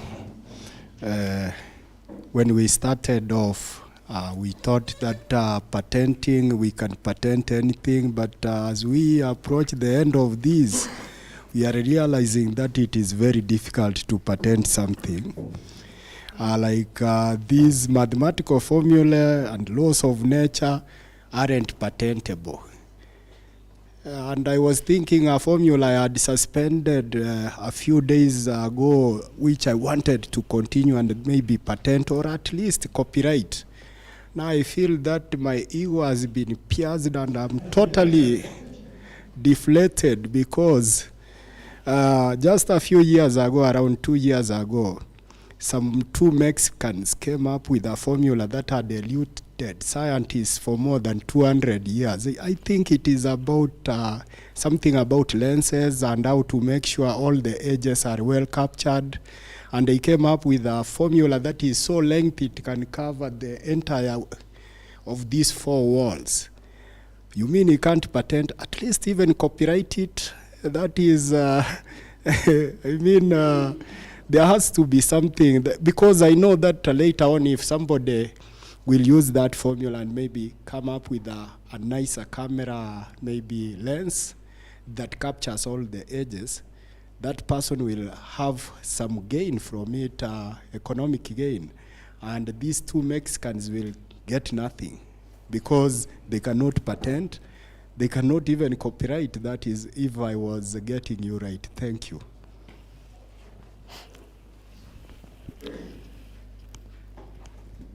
Can we go? Right? Yeah, so if I got you, I didn't even write a lot because I think I just heard about the mathematical formula and I just went under the water there. The thing is, the fact of the matter, and I think from the beginning you heard about what is patentable. It must translate into a tangible product. So for as long as you have not reduced into a tangible product, although you are anticipating to utilize to make a camera, we will want to see that camera that is the thing that is patentable, right? It is the final product that comes out of that particular formula, but not the formula itself. Whether you can copyright it, that is another story, but I imagine, I don't know whether we followed the copyright law yesterday, the requirements for copyrights. If it meets the requirements, you perhaps need to approach them. But from the patent protection point of view, It cannot be patented as long as it's a formula. It just remains a formula because it's not tangible. You cannot carry around or use it in industry to say process something. Of course, you can use the formula to come up with the camera, but ours, we are waiting for your camera so that we can protect when it finally comes, even if it is as huge as this room. So we will need the camera that uses that technology and say, what are the new features of that camera? What have you introduced which does not exist in the current cameras, even the ones we have around here? So for as long as there is no camera for us, that is not patentable. That is just a formula, and it remains under the law that it is not one of those aspects that is protected under the industrial property law. Maybe copyright, the formula, because you heard about the artistic, the music, perhaps it can fall somewhere around there. By the way, and it was about there were issues to do with architectural designs. Maybe that can fall under copyright, whether it is part of the formula or something. For the time being, we are waiting for the camera. Once you are done, you can come for patent protection. Thank you very much. Yes, there is Professor here. Yeah. Something about publication. You mentioned something about publication. Yes. I was just thinking about knowledge transfer that we want to encourage. Yes. Going forward. And as we notice, we have various organizations, various institutes, represented here. So as a way of assisting the knowledge transfer in particularly innovation and IP issues, what are you doing as KIPI? Because I want to believe this publication is meant to disseminate information on what has been patented, what has been applied for, something like that. So I don't know how often your publication comes out, and is it that something we need as organizations to subscribe to? Is there a payment? And who is your target group for such a publication?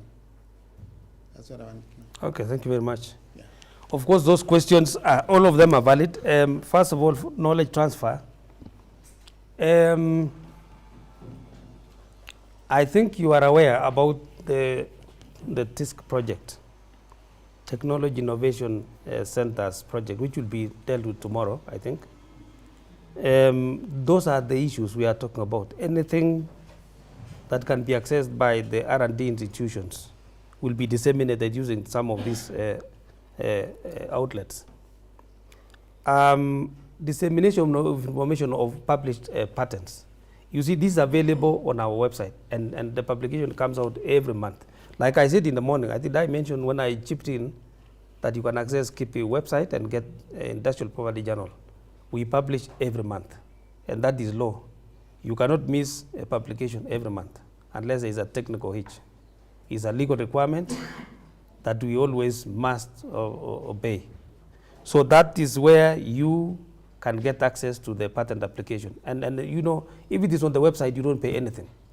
In the past, we used to charge a certain fee to bring out a printout. It was a pamphlet. I don't know what it's called, pamphlet, but it was like a handout with a list of all the patent applications, including trademarks that were filed for in terms of status, applications, and granted ones. So, but we used to charge, I think it was 200 shillings for a handout like this.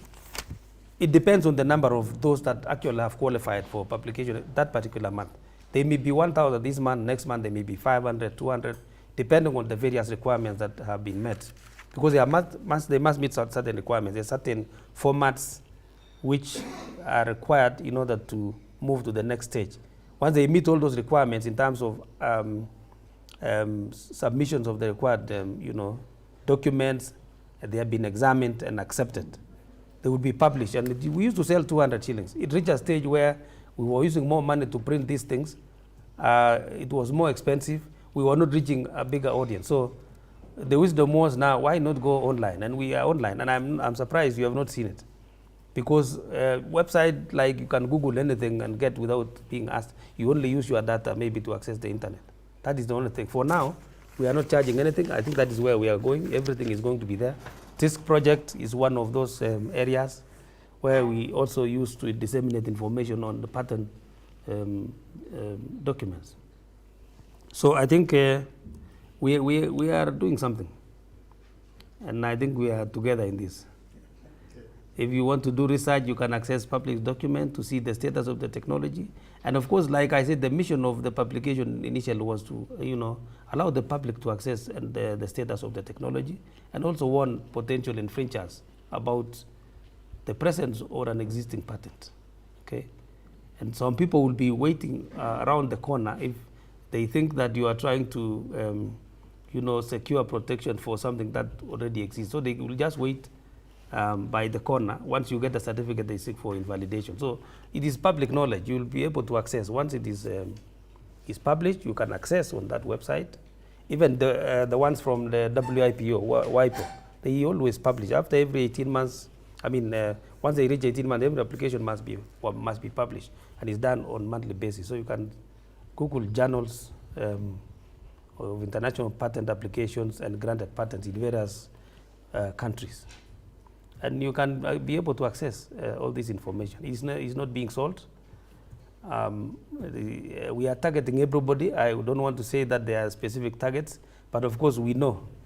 Even if we put on our website, our Juakali fellows never visit. They are busy, knocking those metal bars in Kikomba. So they may not have time to look at that. But the targets is everybody: investors, research institutions, universities, and other innovators who are very keen on launching patent applications in the future.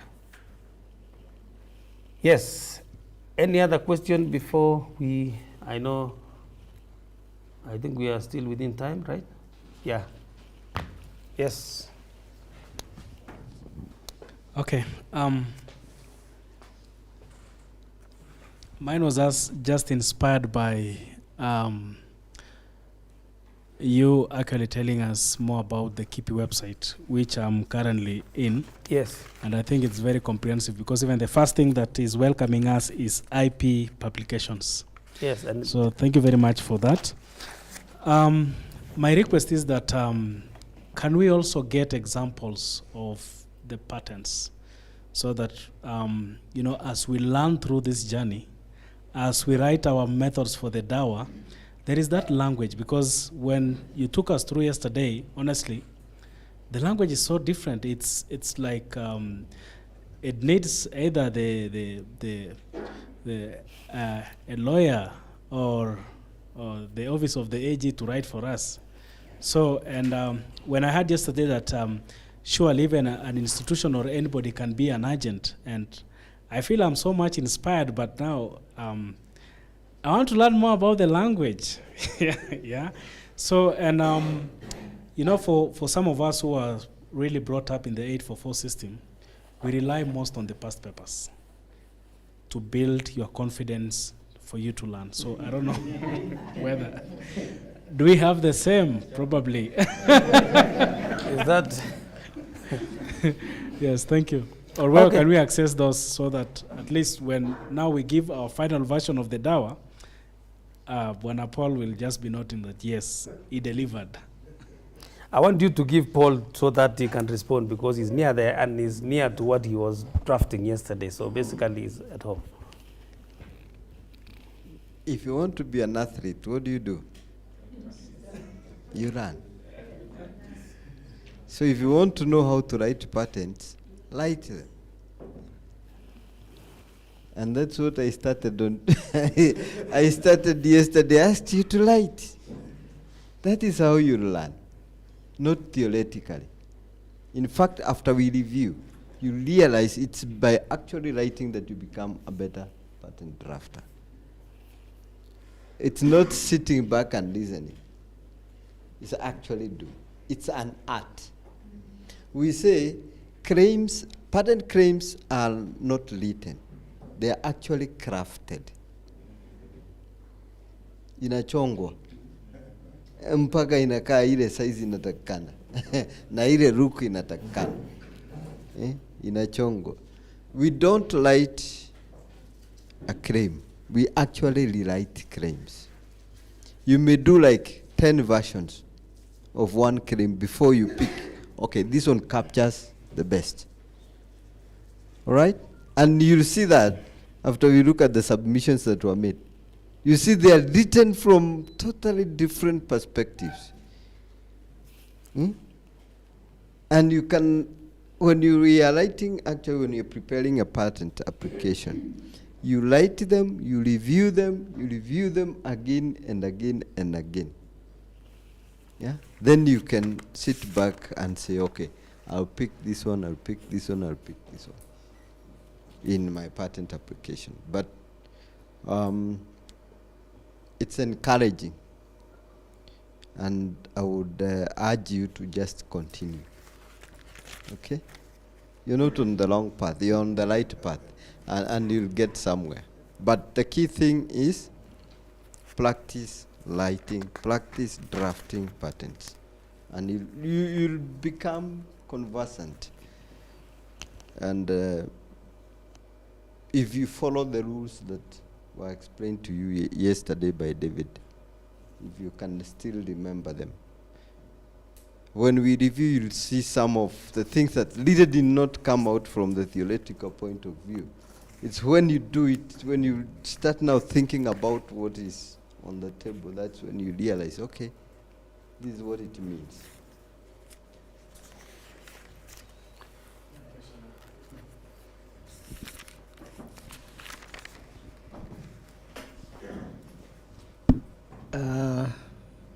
I want to give out my experience in drafting the patent. I think the most difficult patent is the first one. Because like my first patent, it had to go back to them about 3-4 times for corrections. You write a patent, you think you've done it very nicely, you get the feedback from them that no, correct here and here. You'll correct that, it will come back again. No, now there's this other thing now to be corrected.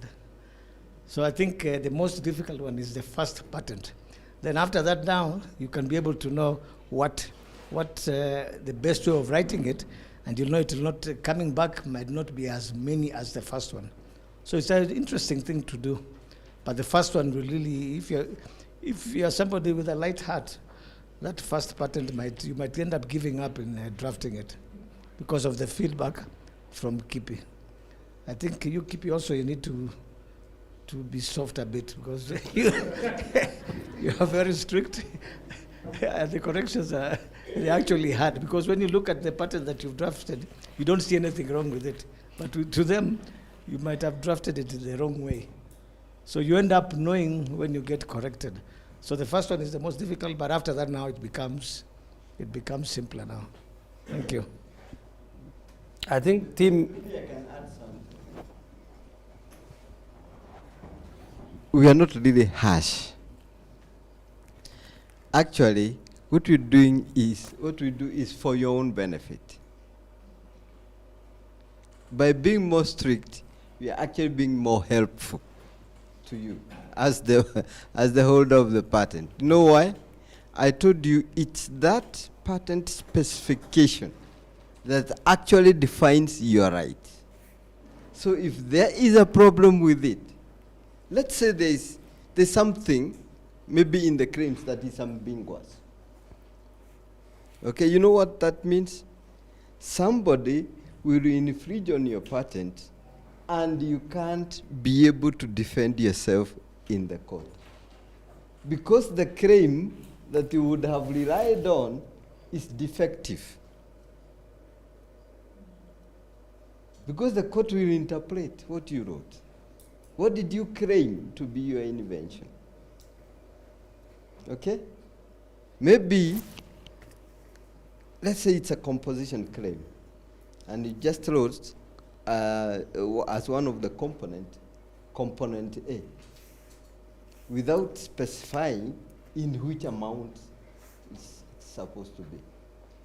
Somebody comes now with a similar invention, but he specifies his component A is from 2% to 5%.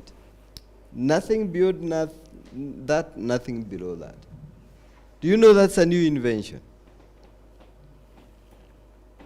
But yours, you did not indicate the percentage. So it did not disclose the optimum value of component A in the composition.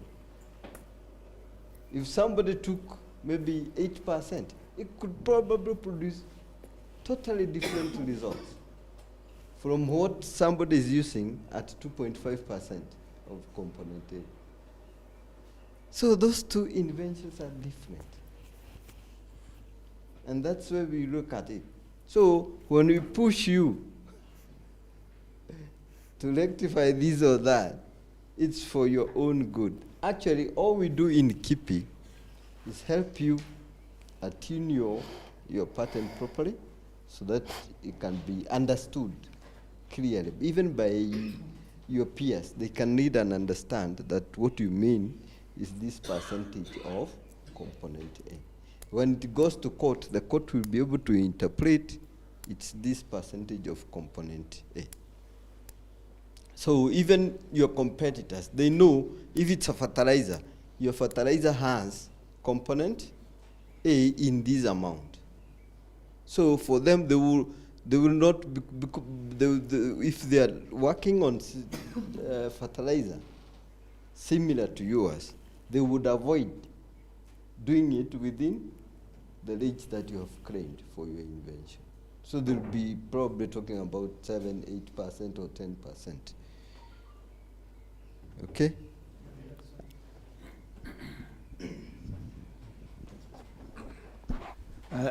I forgot to mention that there's nothing as exciting as your patent going through.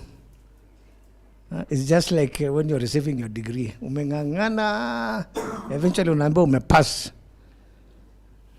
My first patent, I felt so nice that I have a patent under my name. So it's something very nice after you get your patent goes through. Thank you. Do you still pay annual subscription?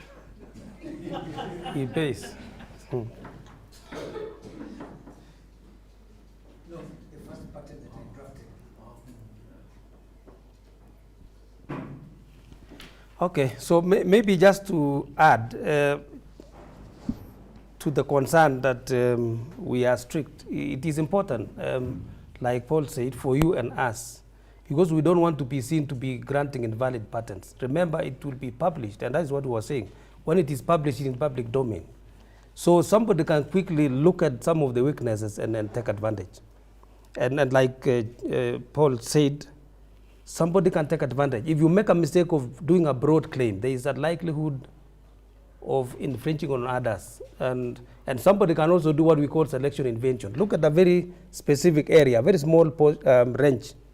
And actually, this way you get the maximum effect of a particular product. And if it is actually, showing some drastic, effects, that particular person will get that patent. So you see now the issues of broad claims. You become too broad to the extent that somebody can, you can infringe on others because you are trying to claim too much. Again, if you become too narrow, people will infringe on your patent. So there are dangers everywhere. And just to add about the issue of when you disclose, again, this is about the caution we are giving that we are strict. You may disclose in the course of your description about the technology, but you forget to claim. It is in the description, but somebody can run away with it and implement that particular technology which you have disclosed. And there's a feature there which is in the description, but when you go to the claims, it's not claimed. And patents are protected by claims. So if it is not claimed, it is for everybody. Just like if there is land lying idle, it doesn't belong to anybody. You can go and farm there. Somebody must put beacon and say, these corners, this is my farm. Put the perimeter wall like you are trying to do now. Anybody trying to come over here is infringing. If you left it open, I'm sure that was the wisdom. Why did you put a perimeter wall? Why didn't you leave it open? To prevent potential infringers. in case of land. So when you disclose, ensure everything that you disclose must be claimed. And I think there is also another thing. You sometimes run the risk of claiming what you did not even disclose. There you have nothing, because when we go back to the claims, again, the court will say, but you are claiming something that is not in the description. So where did you get that? You claim something outside. Maybe you have a perimeter wall, but you want to say even that one outside there is mine. You have not fenced it. So, you know, these are all the things we are saying. I think I like, Tim, the way you are excited. And to add also about the excitement is about the fact that I know of some professor in one of the universities. I think it is one of the requirements also to get promotion. You get the promotion if you have a patent. One of the individuals actually got promotion when he got a patent. You know, when you have a patent, the excitement is really like you are saying. It's like you are adding on your more caps into your profession. So I do not know whether that is provided for in your IP. In fact, what happens in some other research institutions they are introducing, if you have a patent, you even get further promotion. So it gives incentive for people to invent. Thank you very much. Any question maybe before we are guided further?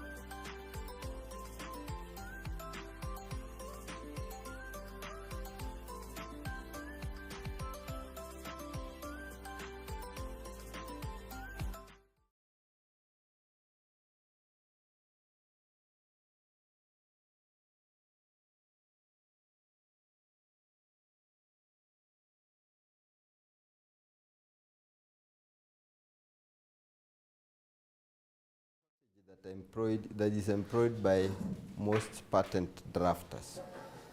The first thing that you do, you got to have a fair understanding of the invention.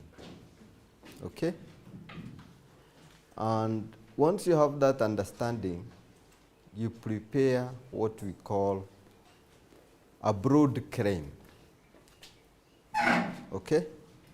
A broad claim. A broad claim, we mean a claim that captures the biggest scope of the invention. The biggest scope of the invention. And then you use that claim as your basis for carrying out or to inform your search. And as you do the search, you'll find that the first claim that you come up with, you'll keep narrowing it, okay? Until you reach an optimum point whereby now the literature available would allow for such a claim to be accepted by the IP office. And it's only when you reach that level now, you can draft the other claims. You know what the invention is, you know what prior art is, what there is, and then you've been able to limit your broadest claim to that invention which is new, inventive, and industrially applicable. So on the basis now, you build on that into, to come up with the rest of the claims. It's only when you're done with the claims that then you proceed to do the description of your invention. It's after you've done your claims that you go ahead to do the description. And one of the reasons I think it was raised on the floor, why you do it that way. You do it that way because you want to ensure, for one, what you have claimed is the invention as claimed in the claims has been described. Okay? Number two, what is not claimed is disclaimed. So don't describe what you don't intend to claim. Why waste your resources describing that which you do not want to claim?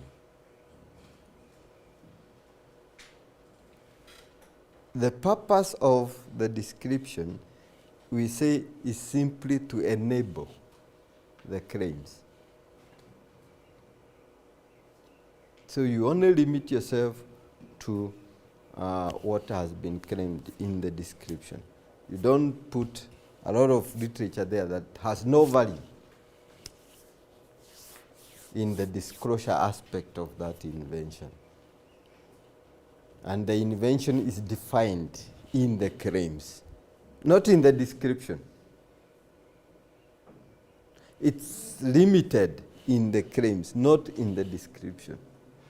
So the descriptions are the ones that define. By defining, we mean putting the boundaries of the invention. The scope of the patent is interpreted from the claims, not in the description. Description only enables the claims.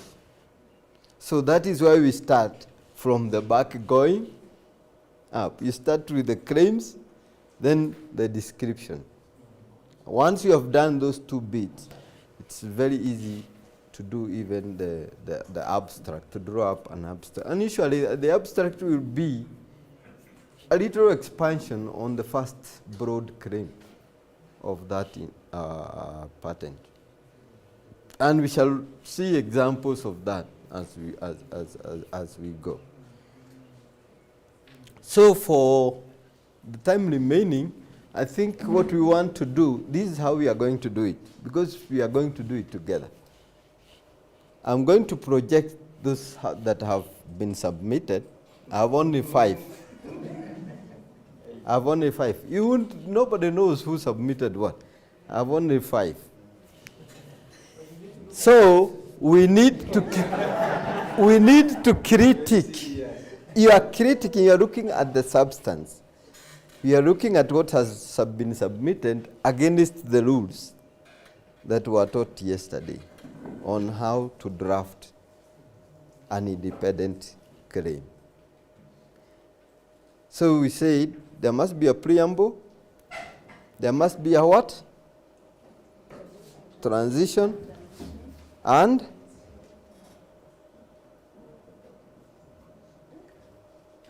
which is the third part?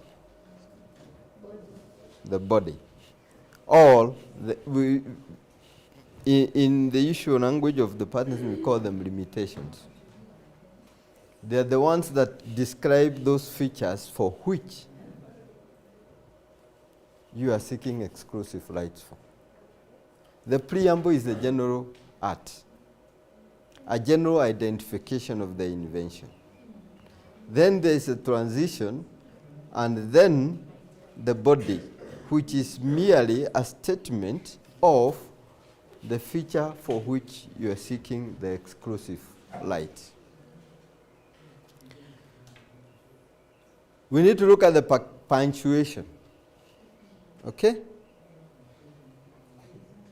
And words have definite meaning in claims. Ambiguity is not allowed. So if you use something that is ambiguous, it means, no, that claim, when it lands before the examiner, the first thing you'll do is reject the invention as claimed in claim 1 for lack of clarity. So we hit the road and see. Let's see. You learn more by viewing. So there we have our first submission. Now reflecting on those rules, what do you see?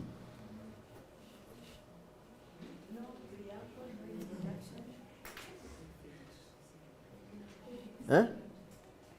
No preamble is not telling us the title and what is it. I think it's a dawa. And the introductory. But there is dawa D. His preamble is dawa D. What is wrong with that? No, the preamble, what is wrong with it? What is the badness in the preamble? It's not long, but it's bad. Eh?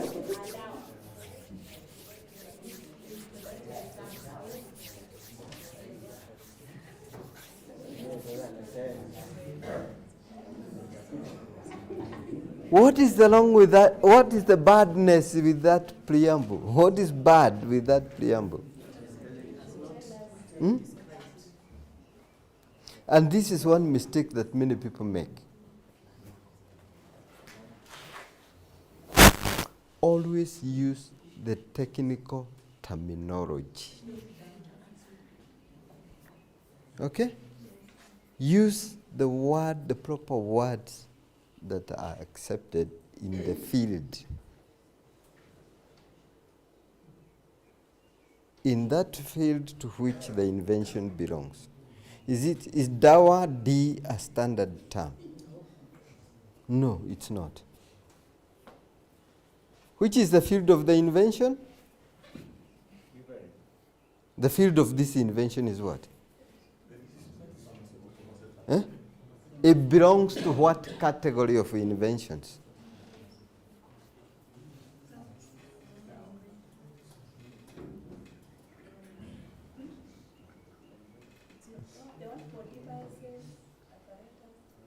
Yeah, it could be any of those, or it could even be a narrower one.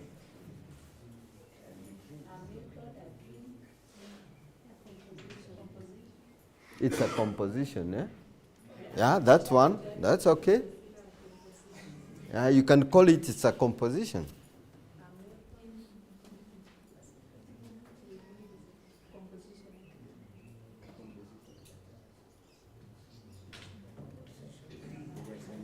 I could even say it's a beverage. I could say it's a drink. Yeah, a cocktail. Eh? A concoction. Hmm?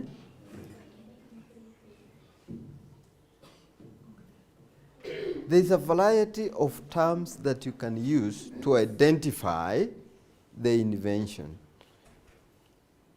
and which are applicable and would be understood by people skilled in that field. Okay? People knowledgeable in that field would read the preamble and be able to understand immediately. He's talking about a beverage. But if you say Dawadi, nobody will comprehend what that is. You'll be speaking to yourself. Even the examiner in the office doesn't know what Dawadi is. It could be your trademark. That's what you intend to use as the trademark for your, or the name for your product. But that's not technical in itself. Therefore, we normally ask people, if you write like that, definitely it will that back on your desk. Eh? You don't use the name of the name you have designed for that product. You don't use it because it will not generally be understood by people skilled in that field. Okay? So we would change that to.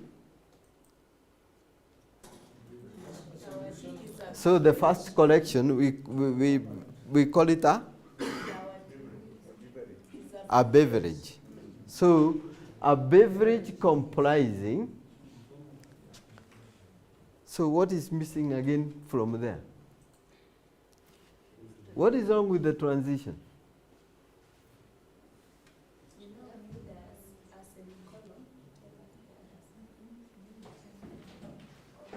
So we say a beverage, then comprising, semicolon, okay.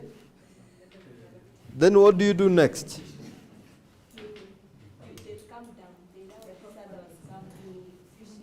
You provide the list of the elements that form the composition or the beverage. Isn't it? And he's saying an active component X.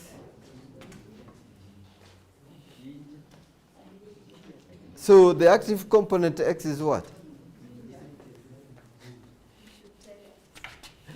So the person who wrote that probably would advise? Alificha. Oh, hakutaka kusema. Okay, but for our case, remember there was that earlier. It was in that small description I provided.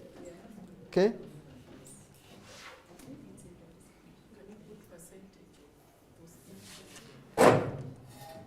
Yes. Yes. So in your listing, what you're supposed to capture now, after the comprising, you put the full colon, isn't it? Then you list the elements that compose the nini. Did you do that? How many did that? Yes, it's a colon. It's a full colon, not semicolon. It's introducing a list to your. So we are saying,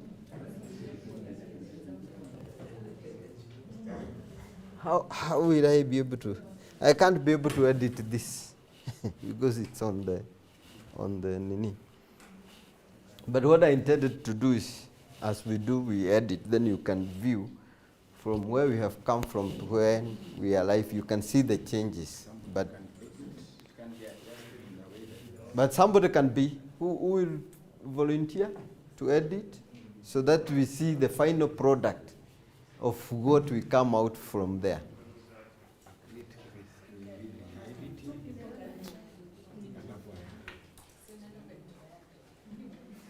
Or somebody can just edit it, then we shall load it after and do a comparison. So what to me where your content?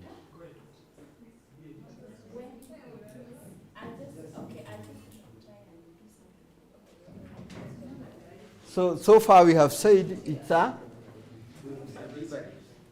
Did you agree on the preamble beverage? Comprising, comma, full colon. So the first element is what? From the description that was up there when I was introducing the exercise. Ginger. Uh-huh. Uh-huh.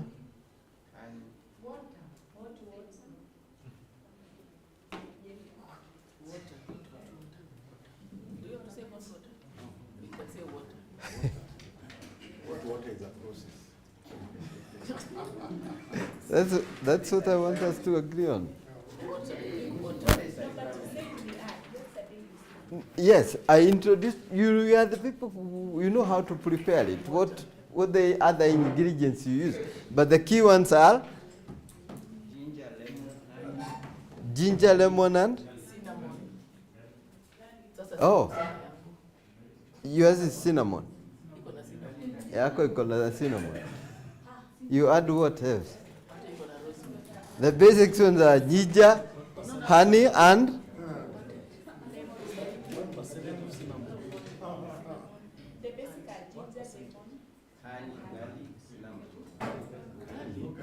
which are the basic ones? Can you include that? Can you write that in? Edit the cream. I was thinking we'll now edit whatever it is and we use the components we use. Yes, that's what you're supposed to do. Yes. We use X because now No, you can't use. For this case, the component X is undefined. It's not known in the art. So what is that component X? The various. Maybe can we specify the amounts? Like maybe 5 grams of honey? No, each cream is supposed to to contain all the essential features that you're claiming. So if you don't include that feature in the claim, it's not protected.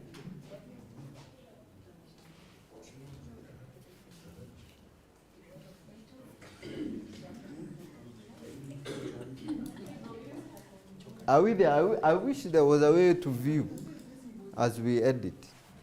So we are now listing the nini. We have agreed there will be ginger, lemon, and honey, honey and water. Those are the main ingredients. Okay? If it doesn't have ginger, is it dawa? Is it our beverage that we are looking at? No. If it doesn't have water, is it still the beverage we are looking for? no, as per the description. Yes, because some people put sugar cane, water instead of honey. But you described it as But sugar cane becomes an ingredient. You see, some people want to write that right here. They're going to make money. I think we have different patterns here, so maybe we need to the basic one. We need to settle on one. Okay. Okay. Yeah, that's what I was telling you. You can write one patent 10 different ways.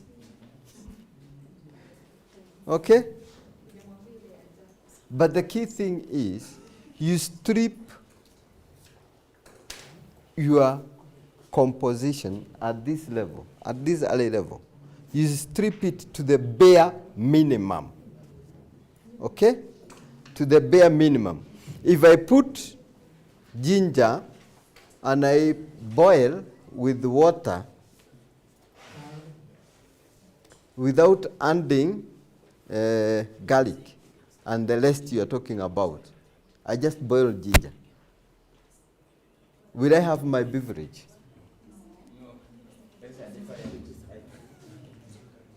Hmm?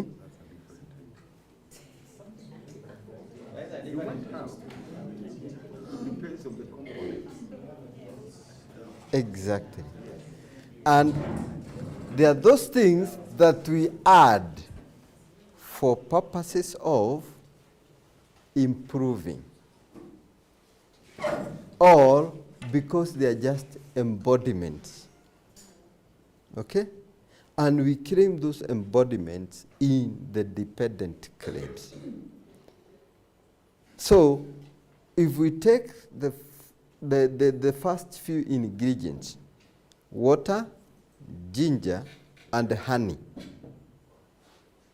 without the lemon, do I still have my dawa? Is it still there? What is the key active ingredient in the dawa? Ginger. Ginger, lemon, and garlic. No. Even honey, my friend. Honey is the sweetest. Honey is. Okay. I've been told the lunch is ready, so maybe we can continue the discussion after lunch. Okay. Honey is the cause, as it has an ingredient, those people who do medicine, wherever you are popping, so most of the time, The question is, can you take dawa without honey? I think the most important thing is that let's agree as a team. Others will never agree. Let's agree as a team. Yeah. What kind of dawa do we want? Okay? And let us just be practical. Let us not be too imaginative. But at the end of the day, we just need to name what are the essential things that need to be in the claim. Exactly, exactly. That's what I was looking for. The key essential ingredients that define that beverage. He's asking, Those are the ones that you list. his question is very valid. What is honey? Is it a sweetener? Exactly. So if you're adding honey for purposes of sweetening, you could as well add sugar instead of the honey. Use sugar cane. You could even extract the sugar as a sap. I mean the sugar cane sap, and use it. What he's saying, you see, you can, instead of being specific and honey, you can add sweetener. Yes. Then you will go to another claim, you specify what are the sweeteners. Yeah. You give a group of them. It could be honey. No, that don't preempt the exercise for tomorrow. That is the exercise for tomorrow. For today, it's about the independent claim, the first one, the broadest that you can. Yes, I just want to make remarks.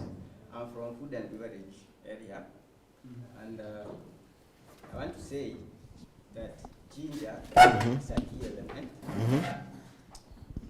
Ginger is a key element. Honey that you are refusing is a key element. The reason is honey have antiviral, which interfere with SARS-CoV-2. So that is why, and the purpose of dawa is for COVID-19 season. So the component that will help to fight the infection, the antiviral infection, will come up fast. We cannot put it as maybe dependent. Okay. So that's why we must embed honey as a key, because I did some similar project, but it has not gone through. But I had gone through elements. So SARS-CoV-2, there is an antiviral component in honey, and another part of honey called also propolis that reduce the strength and also cleans the brocholis or what? Those things. So let us put it first: honey, ginger, and lemon. Garlic we could remove because of the flavor and the rest, and many more. This guy is an inventor, so listen to him. Seems to have gone far, this one. Yeah. So you've said honey? Honey, ginger, and lemon. Can water be optional? Because I have milk. No. How does it even work? No. Water cannot also be optional because is it a solvent? Water is a solvent or what? It extracts those components from those elements. So it's play a big role. Without it, we cannot get those important components that will dissolve in it and then it's consumed. So it's also key. We can, yes. Okay. Can we have a beverage without water?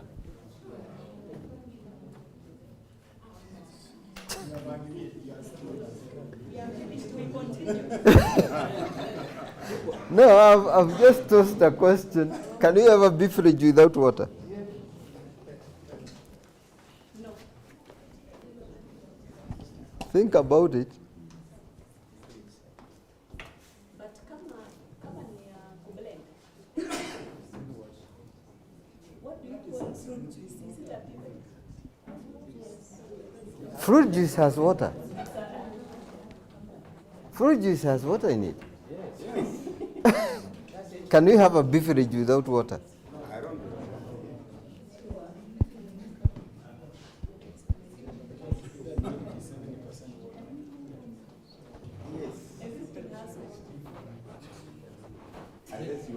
Then I think as the participants are thinking about it, beverage without water, I think also you consider what is it that you'll be putting out in the market? Because you could actually do the beverage, or maybe it's what do you call it? A powder thing, which can be mixed at home with hot water and it makes the dough. So we are not talking about powder, it is a beverage. Let me just, it is a From our beverage. We started with preamble, it was a beverage, beverage. not So the that is why we are beverage. sticking to that one. Water has to be there. All right. As a component. The problem with the question was that it's actually fixed us not to think of the industrial applicability. So we have No, to I didn't say don't. I just told a story and asked you have prepared or maybe bought those things from the shop. And some of us have a way of nini. So can we crave? Can we do a crave for that? For lunch? Okay. Okay. All right. Maybe we break for lunch and then we come afternoon and finish that. Okay? I think now you're starting to appreciate the kind of things that go through the patent drafter's mind. You literally have to question even the words that you're using. A composition, a beverage. The preamble itself, which is the best one that describes your invention. Because if you're claiming a beverage, if you're using the preamble, a beverage, you may not need to add water as a among the nini in there, the limitations in the claim. As Okay. one- Thank you very much. I think the discussion is really getting very interesting because I can always gauge if discussion is getting interesting when we see small group discussions, people picking what they are really interested in. And probably I think the team who have led us this morning need to be given something, isn't it? Honestly, for me, from where I come from, I always appreciate people with clapping. And as we prepare ourselves just to make one clap, I will request somebody also to volunteer to pray for our lunch.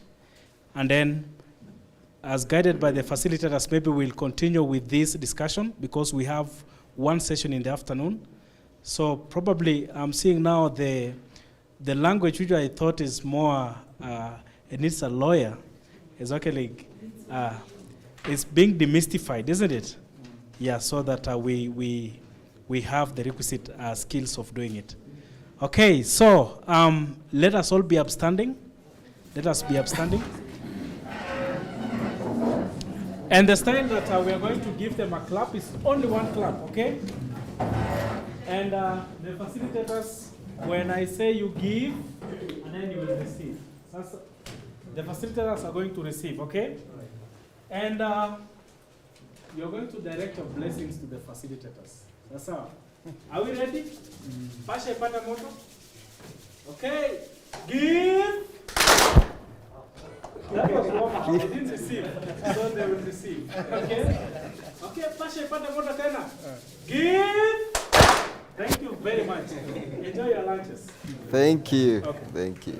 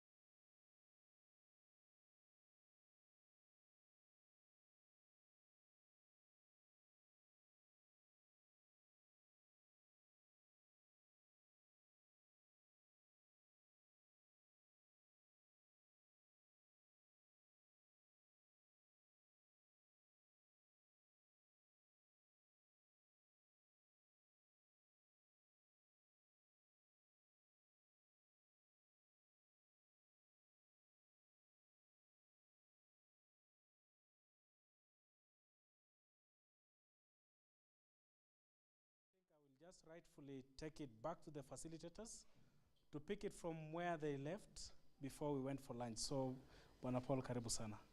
Thank you. Thank you. By the time we were breaking for lunch, I think we were reviewing this first claim and we had not finished. Did we agree on the preamble as a composition? Yes. What are the challenges with such kind of a preamble?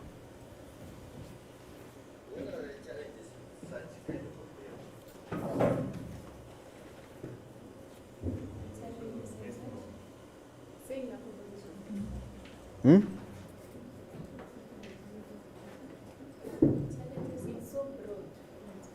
Exactly. There are thousands and thousands, probably several hundreds categories of composition. You can have a pharmaceutical composition, isn't it? A fertilizer composition, a chemical composition. It's so broad. And one of the things that you should try to keep consistent with the title is the preamble of your claims. Okay? There is need for that harmony between the title of your invention and the preamble of your claims, so that anybody who is doing a search can be able to pick just those categories that belong or are related to, closely related to the present invention. It makes it easier for anybody carrying out a search in the patent databases to pick out this document. Remember, one of the things that I said is the patent document is used as a means for disseminating the knowledge. So when people go to search among the claims, okay, they should be able to pick this document among other related documents. So it's better to use not a very restrictive term as your preamble, but a term that clearly identifies your invention and also connects it with those other inventions within that area or that field or category of inventions. So for me, if I were preparing, or if I was thinking of a beverage composition, okay?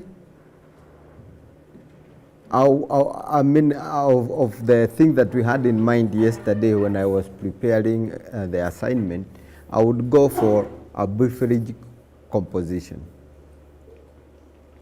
That would restrict it to within those categories where the inventions concern beverages, not herbal medicine. Okay? I wanted to treat it as a beverage, not as a treatment for. Okay? Because one of the challenges when you go that direction is, first of all, it puts you in the category of pharmaceutical regulations. So when you talk of a composition for treating or a composition for managing, then you are thrown light into the categories of medicine. But mine, I'm putting it as a beverage. So I'll formulate a beverage and put it on sale in normal places of sale, not in pharmaceutical shops or in the hospitals. It becomes easier when you are commercializing the inventions. That's why I said when you're drafting the patents, you need to reflect on which are the key inventions that this person may be wanting. Okay? And then you can try to cover as much broader areas as possible. So I approached my invention from that perspective. So do we go by beverage composition or do we go by a composition? Yes, you can always qualify your kind of invention within the particular area. And again, remember, as I said, before you draft the claims, you need to carry out the search. And when you carry out the search, it helps you to confine yourself to that invention which is likely to be accepted by the patent office.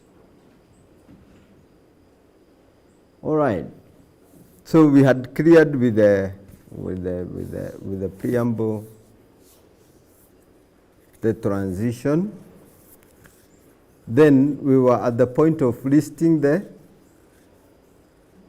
essential elements. Okay? So it's what follows after the transition that you get exclusive rights for. It's not what precedes the transition. So you have no exclusive rights over any beverage. Okay? It's just that beverage that has the three elements that are recited there. Okay? So ginger, honey, and lemon. Okay? So what is the problem with the listing, the elements that we have done?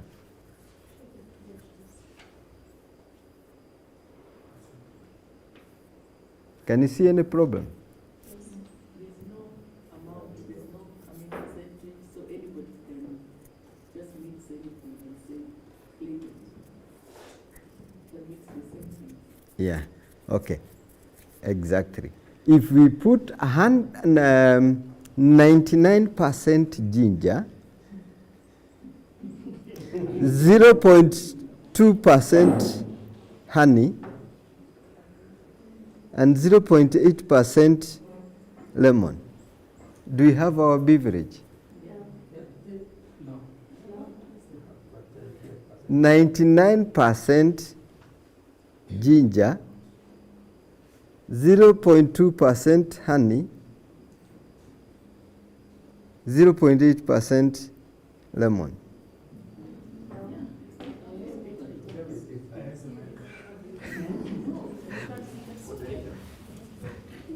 But remember, that's an invention within this one now. It still leads on this. It has honey. No matter however little, it has lemon, so little, and it has ginger. A lot of it. So that beverage will more or less taste just like a concoction of, an extract of ginger. Okay, I take 100% honey, 98% honey, and I put ginger 1% and lemon 1%.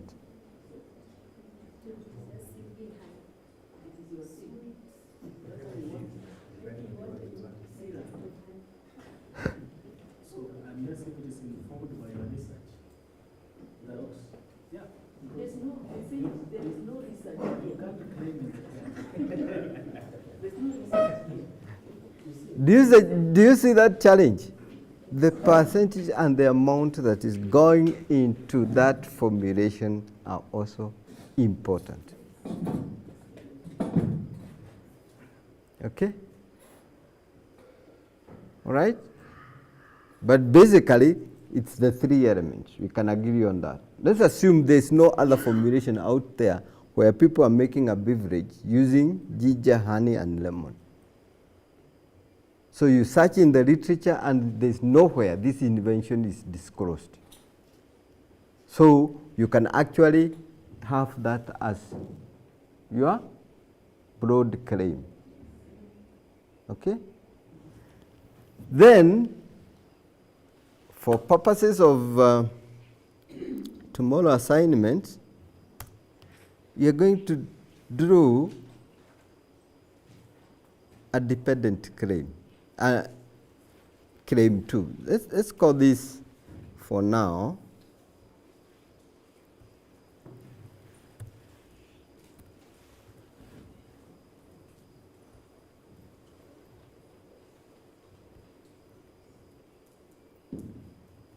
claim 1. So let's go to claim 2, the dependent claim. How would you craft it? Now you want to capture those aspects of limitations because you are adding limitations now.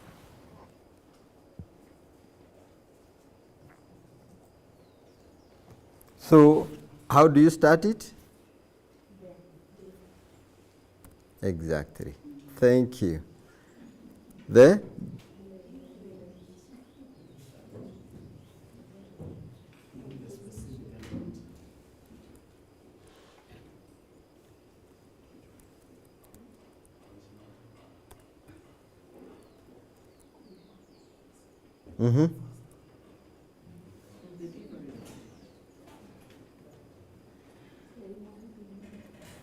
the beverage composition.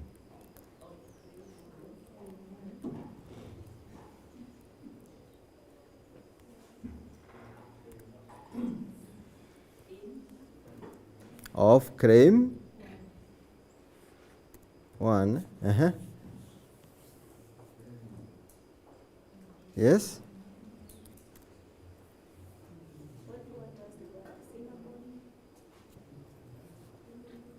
We are now claiming the other equality. Yes.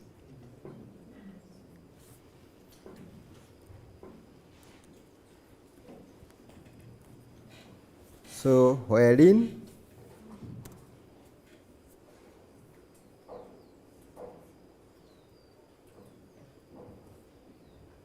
we are into the dependent claims.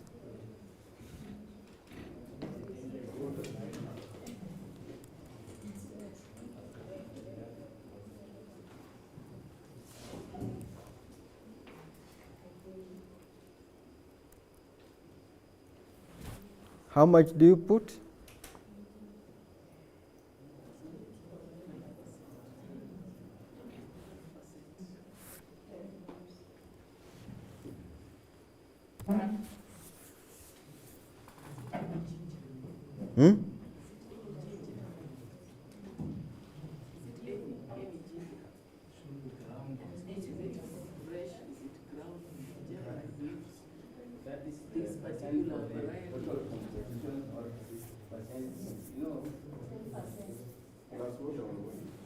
We don't want to go in the form of grants because we've been talking about growth. When we go to ginger now, when we go to we've been talking about schools. So we better go with percentage. Yes, because now you'll be using ginger in terms of paste. I want also to bring out some clarity. That should be clear. When we are looking, the quantity of this beverage we are making will help us to determine the proportions so that it will help us to determine the percentage.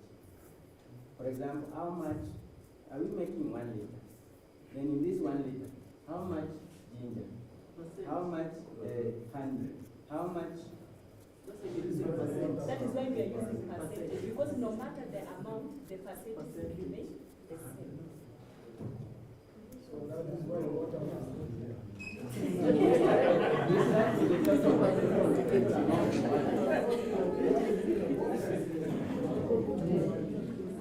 and also, when it comes to ginger, there are some components that says that ginger consumption for a day, you should not consume more than 4 grams for an individual. But we are not going medicinal, we are just clearly. No, we are not doing that. You can take it and use it if you want to use it. That's not our problem. What you do with it is not our problem. It should not be harmful to human consumption. Yes. You can dilute it if you want. You see, no, these people are getting very complicated. Now they are granting. We are diagnosing with we are just confusing. We still to patent first. This is the critical part of Just patent first.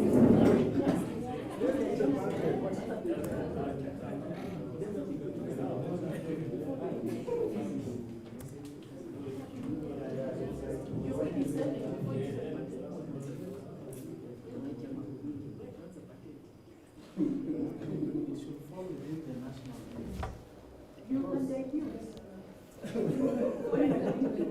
You're selling before you even patent. No, ignore the background noise. We can continue. No, she's asking a very valid question. No, just patent first. How it's going to be consumed, yes, utaweka kwa chupa. Do you want to apply for amendment? You see, if you're making, if you want to make an alcoholic drink, isn't it? You don't tell people, when you're patenting, don't write there that, but do not consume more than 1 liter. It's up to the person. You've already put that on your portfolio. So right now, don't start selling before you even. You see now they're jumping the gun. Remember yesterday I said something about embodiment. What did I say about embodiment? And the invention? Patents are meant to protect the invention. That product that you put on the shelf in the market is actually just one embodiment of that invention. How it is going to be consumed is another dimension.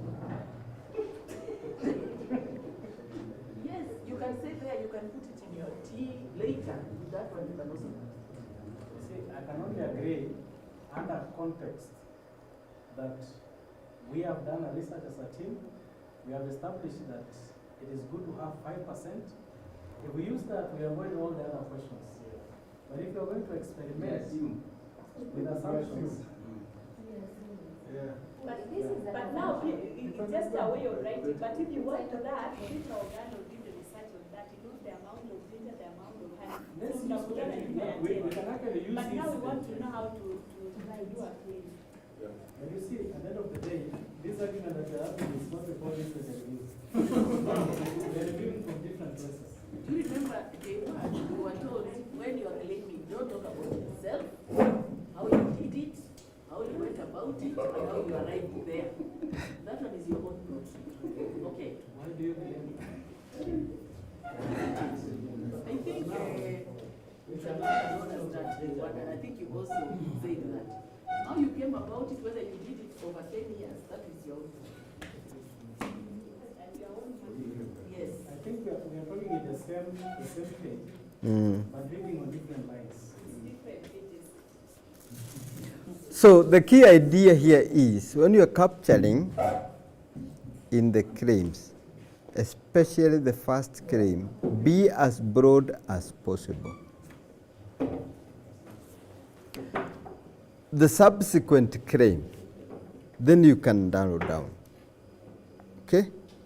So you have claimed the bigger part and the smaller embodiment of that invention.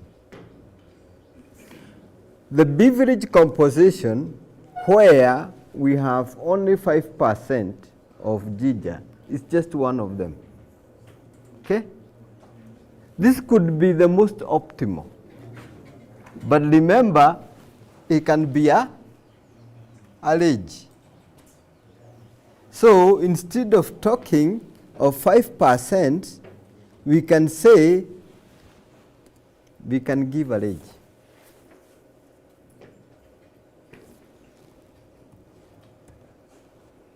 May I suggest for purposes of continuity we do that? Yeah?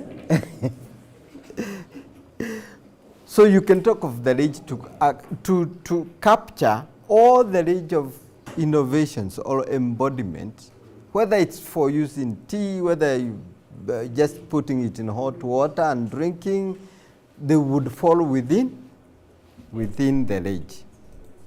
There are those who like more ginger into their drink. There are those who like more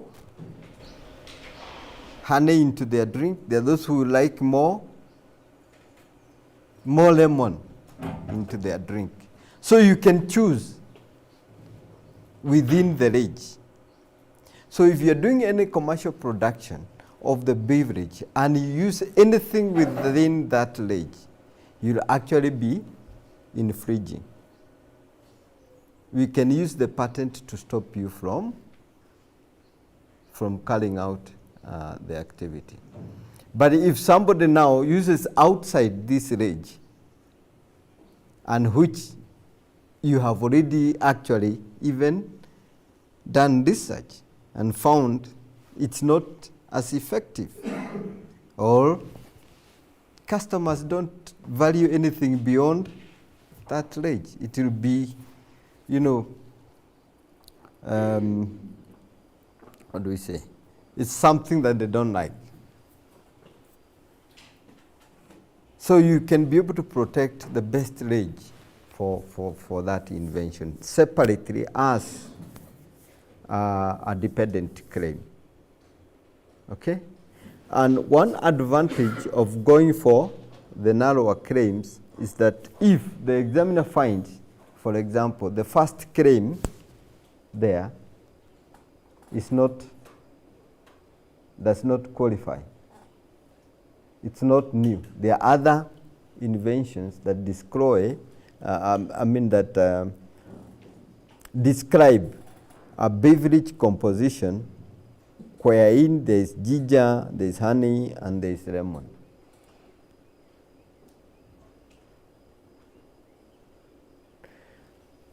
In this claim, what do you notice about the transition?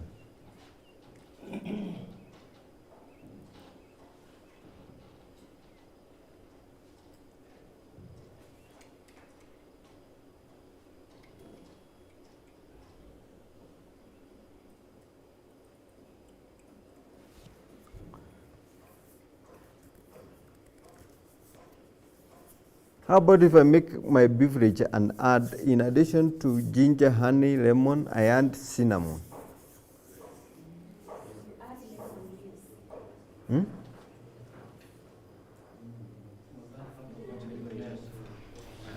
are embodiments, additionals. What I'm saying, I'm adding an additional element, cinnamon. Will I be infringing that claim? Let's assume this is an invention by somebody else. I come up with mine. There is ginger, there is honey, there is lemon, and then I add cinnamon.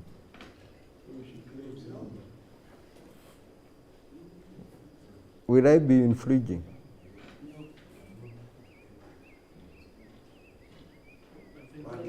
Yes, you will be. You will be increasing on the ginger or cinnamon up to that percentage of that range of 5 to 20%. So if I want to make my own claim, I can add cinnamon as my embodiment and change the percentages when it comes to ginger,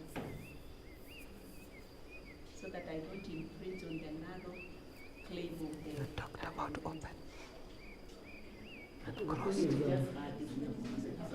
The thing is, if you get a patent for the first claim, those are your rights. So if somebody adds, they come up with your own and add cinnamon, they've already taken your invention.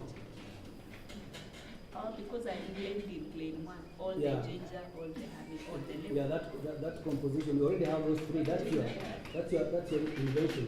So if somebody adds something else, they've already infringed in that claim number 1, because they've taken all the elements. And I think you rightfully said yesterday that we are going to cross-examine this in that table of the F and the D. So we'll cross-check to find out, probably based on what has already been enforced as or patented. And then we see how safe we'll be at that level.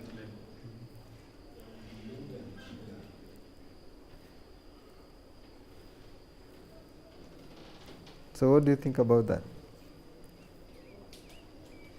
And what can we do to our crane in order to forestall?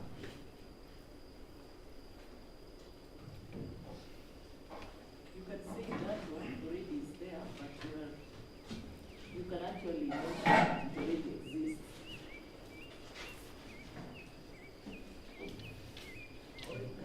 And how you are improving it, but yours has this.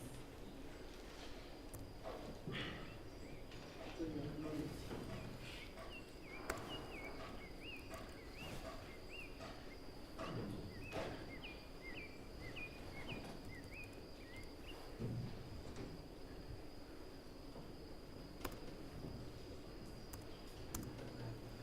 Let's say it's a group of herbal components. So you can say something like this.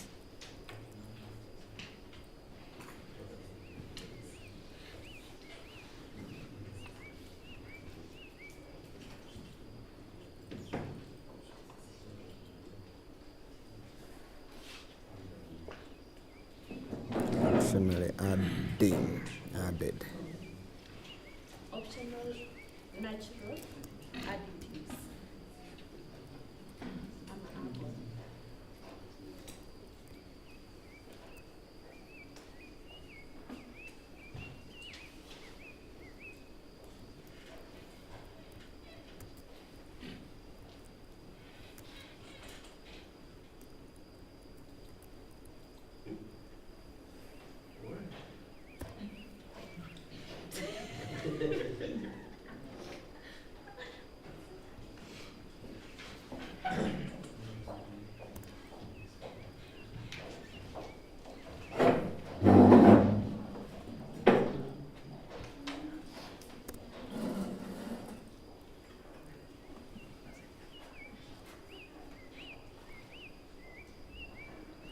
They say additives,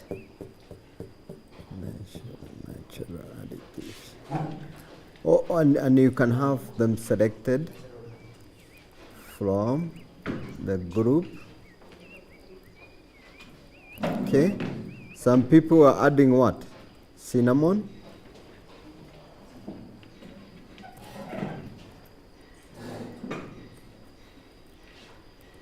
Rosemary.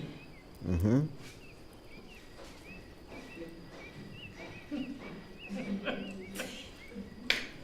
Yeah, pepper. Ni nini ingine tunaweza ongeza? Lemongrass. Lemongrass. Pepper. Iko. Najua iko. Iko. Naenda hiyo place ya pepper itoche.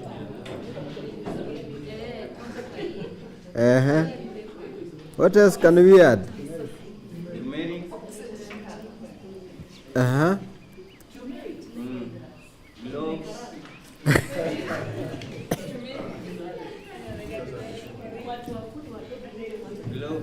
Gloves. Gloves. Cloves.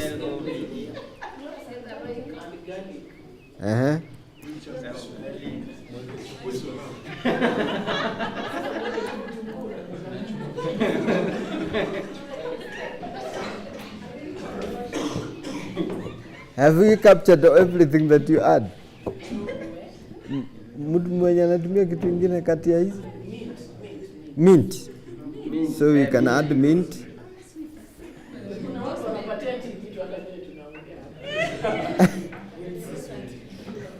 Even tuliongeza mango leaf kuna wake. Mango leaves. Mango leaves.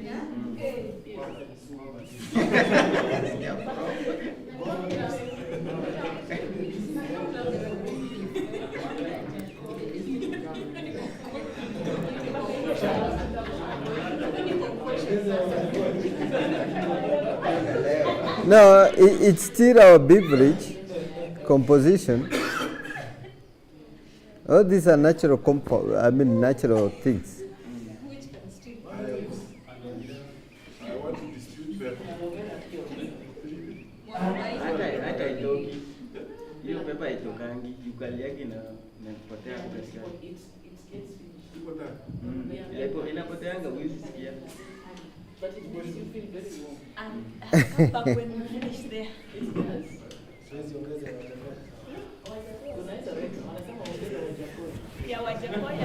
Unajua the next assignment itakuwa uenda utengeneze ukuje nayo tujaribu kesho. We see whether it's palatable.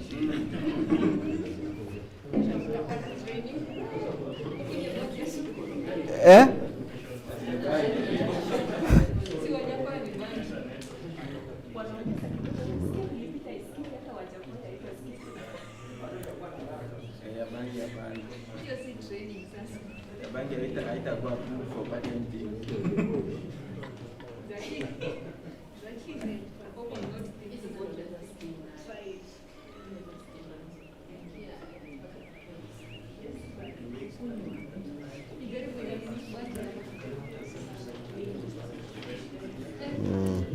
David, idea na language optional containing is better.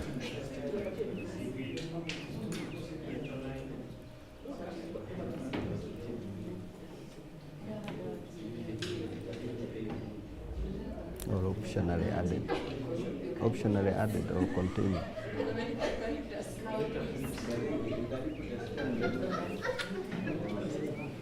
There it is. Optional containing natural additives selected from the group cinnamon, rosemary, pepper.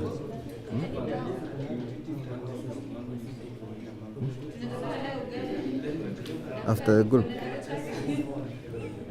selected to consisting only the listed group. Okay.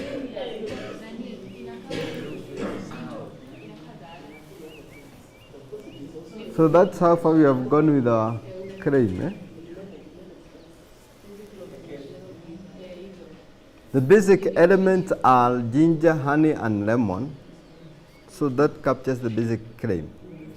The others are optional. You can add, you may not add. So if somebody comes up with the group A with the beverage composition, having ginger, honey, and lemon, those are considered the key essential elements of the invention. And in some cases, somebody can come up and use that and add something on top. Okay? If he adds something on top and it has effect on the final output. Okay? For example, it modifies that composition, maybe in terms of flavor. Okay? So that it becomes more palatable or better tasting. That is, in that case, it will be having a technical effect. Okay? Which is not in the original invention. And somebody can be granted a patent on the basis of that. All right? Tunaelewana? It's changing the technical effect of the initial beverage, the added element. So that person can be able to claim an invention, including our earlier invention. But where the added element has no technical effect, in most cases, the courts, what they have said, they have considered such cosmetic additions, okay, that have no significant technical effect on the whole invention. They've been considered as infringing.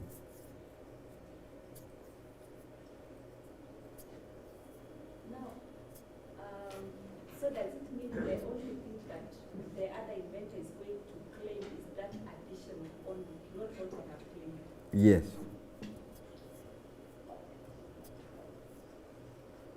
So an invention comprising element A plus B plus C,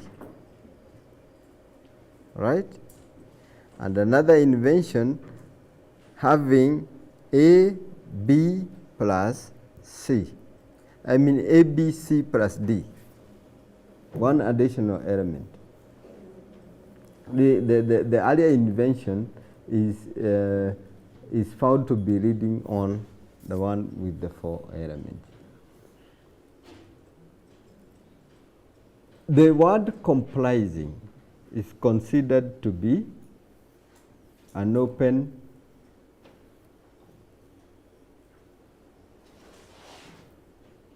transition. Okay? I think, David, you talked about them, the transitions. You didn't go into detail, but we have two kinds of transitions. There are those that where, if you use it, it means everything listed. For example, if I change this and put, like for example, I say essentially comprising. It means any invention that has those 3 elements will be infringing. If I change this transition to, let's say, essentially consisting,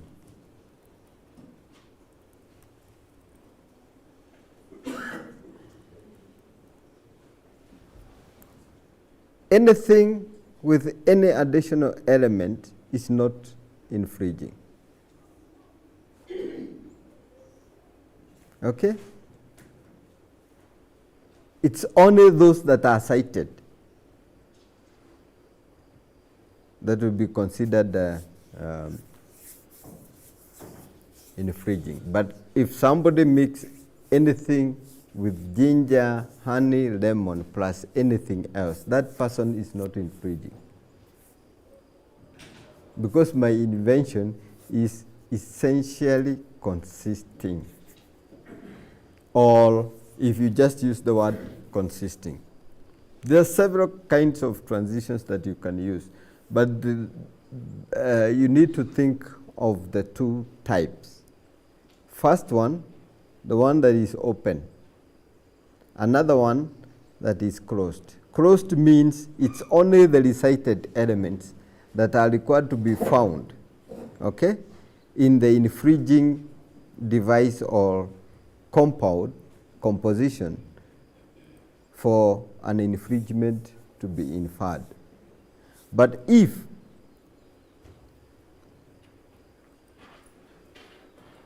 that is in the case of open transitions. But in closed transitions, even if the citations of the patent, the limitations of the patent that are listed are found on the second one, and you had used a closed transition like the one I've put there, essentially consisting. It means anything that takes that an additional element, additional limitation, is not infringing on that patent. I don't know whether that concept is sinking. Okay? Am I talking to myself? Mmechoka kichwa, 3:40. Okay, I think we shall approach the close of the day here, unless there are any questions. Then we continue tomorrow early in the morning, the first session. We can finish up reviewing and enforcing, you know, the knowledge and skills that you require to draft a proper patent tomorrow morning. Then thereafter, we shall have a little talk about TISC. We look at how to carry out the searches. And then we can close the workshop tomorrow. But for today, I think we can continue, maybe have 5-10 minutes discussion? Or you want to postpone until tomorrow? To finish this?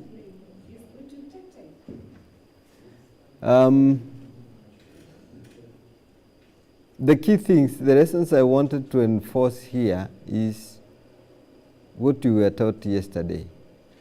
The issue of the antecedent are and when you are introducing the elements for the first time.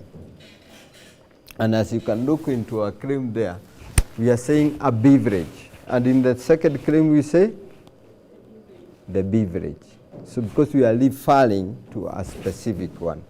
Then the other issue that I wanted to enforce and is the structure of the claim, the three-part composition. I mean the three-part elements of a claim.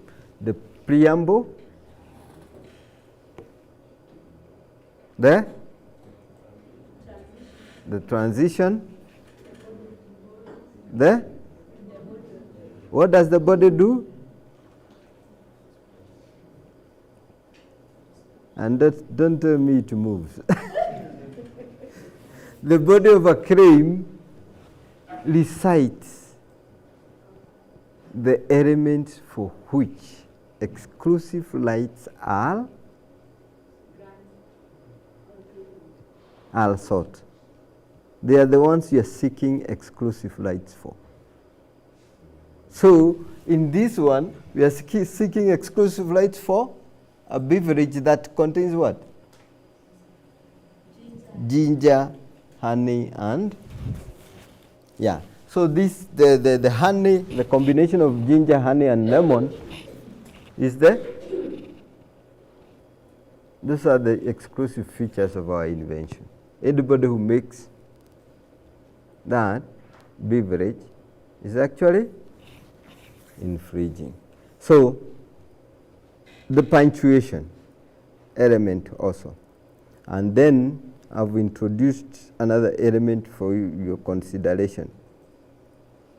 The transition. Open, closed transition. And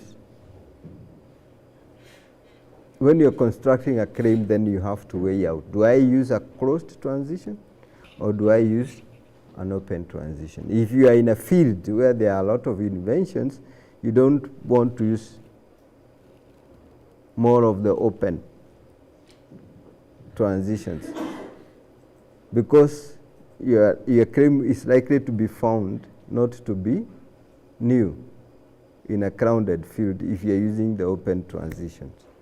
But if you used the closed one, that means your invention is on the lower level. It's not on the general level. It's much more narrow, and the likelihood of it being found not being novel are lower. And actually, one of the ways to overcome the lack of novelty is to narrow the scope of your invention. So if you went into the literature and found an innovation with ginger, lemon, and honey, we would probably want to claim one that has maybe 20 to 30% extract, hot water extract of ginger, maybe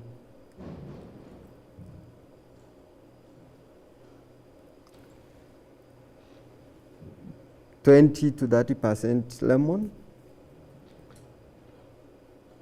okay, and the rest is a honey solution.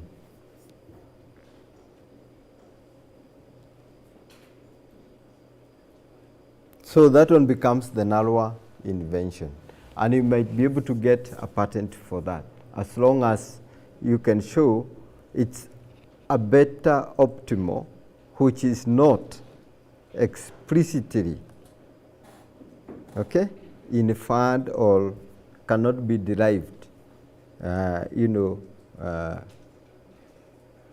by guesswork from the Nini.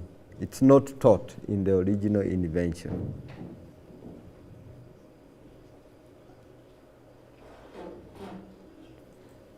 I open the floor for questions.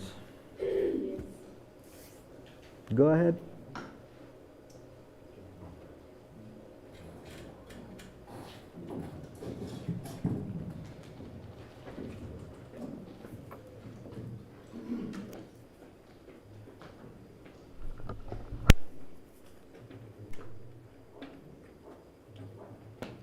Hamutaki kuuliza maswali?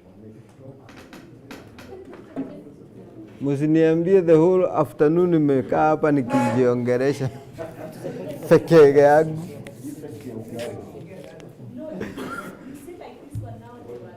Okay. There's a question there. Is it not?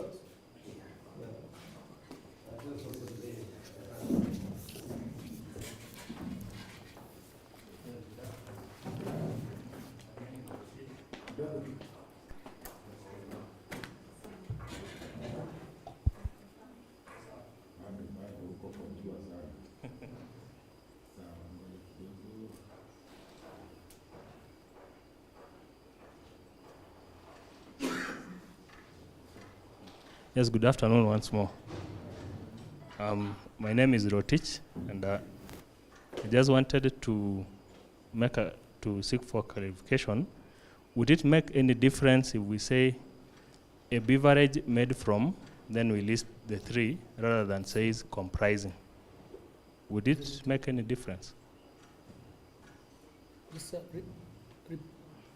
Yeah, we say a beverage made from ginger, garlic, and honey when we're doing the independent claim. And then we say comprising of ginger, garlic, and honey. Will it make any difference in terms of meaning or interpretation? Are you getting it? Thank you. I just...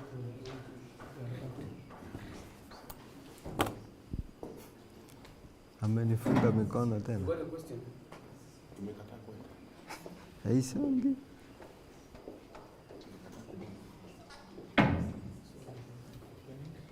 Are you projecting? Yes, I'm trying to go back.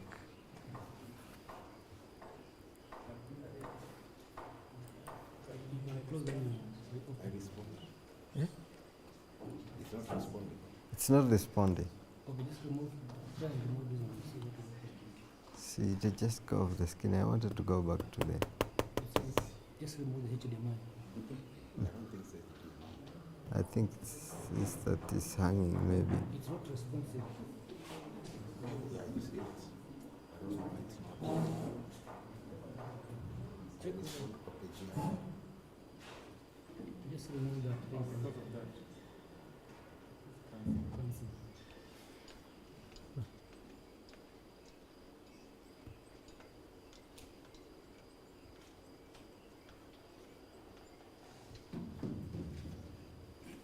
It's not that one.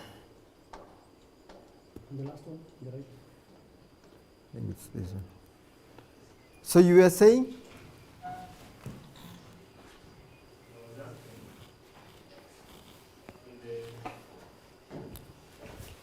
Yes, I was asking in that, the way we've drafted that claim, we've said a beverage comprising, composition, is it composition or comprising? So I was saying if we, instead of comprising, then we say made from, because we are doing a beverage. Would it make a difference in interpretation? You're saying made? Made from, then the three, all the components. Would it change in interpretation? A beverage composition made from? Then I list all those. The ginger, honey,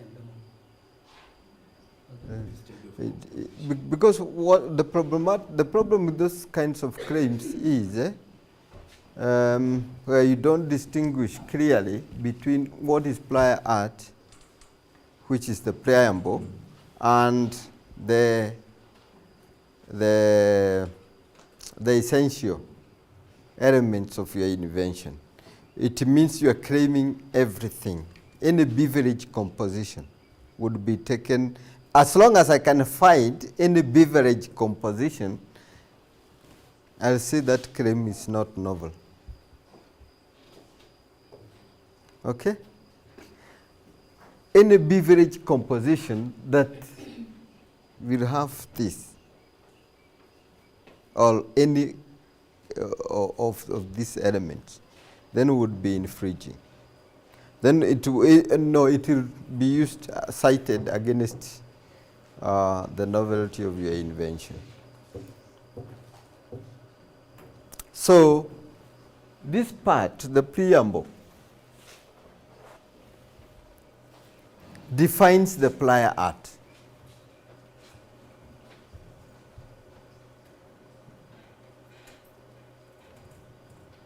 And the limitations cited from here, these are the ones that you get the exclusive rights for. So when you combine, because in your case, you're saying you're only reciting,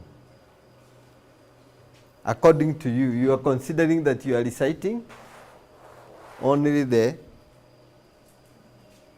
limitations. So, and your beverage, a beverage composition becomes part of the recited elements of your invention. So everything from the beginning to the end, if found, then your invention will be considered not new. Because even the examiner, when he's examining, he looks for inventions that fall under beverage compositions, but will be looking specifically for those that has these elements. As long as he cannot find a combination of these three elements described in any literature anywhere, then he will consider the invention as being new. I don't know whether that responds to your question. And this format of claim drafting is what has been adopted over the years and practiced. So it's accepted as that is the way to draft a patent application. Okay? Although it has evolved in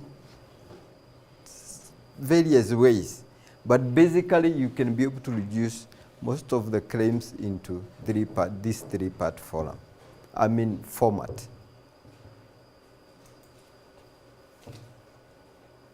All right? Are we happy? Are we annoyed? Could be either.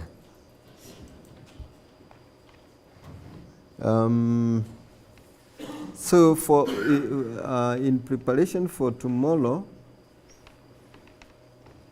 I think let's try and draw at least one dependent claim. Let me see.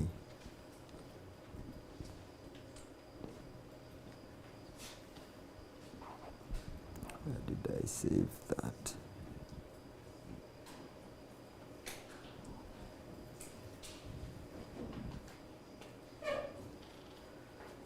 Okay.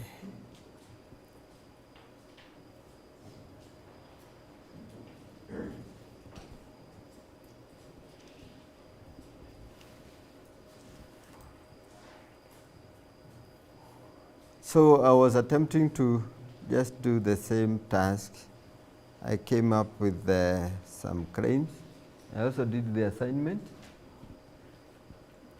And this is what we shall look at them tomorrow. But for now, I want you to go ahead and do at least one dependent claims.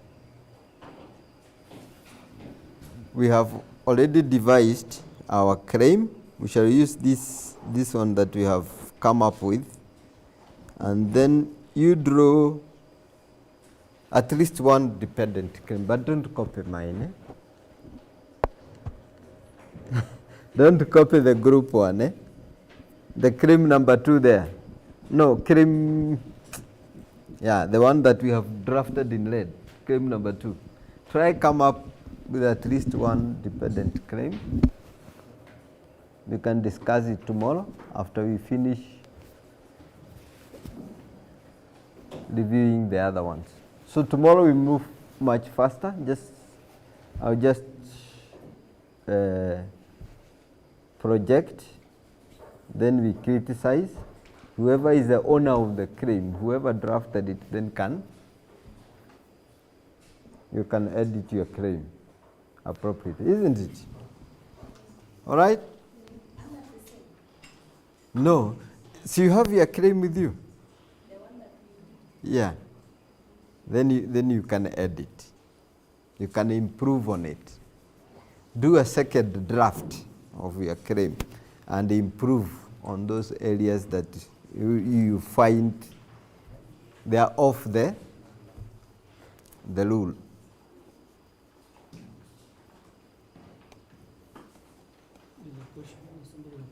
Okay. Please.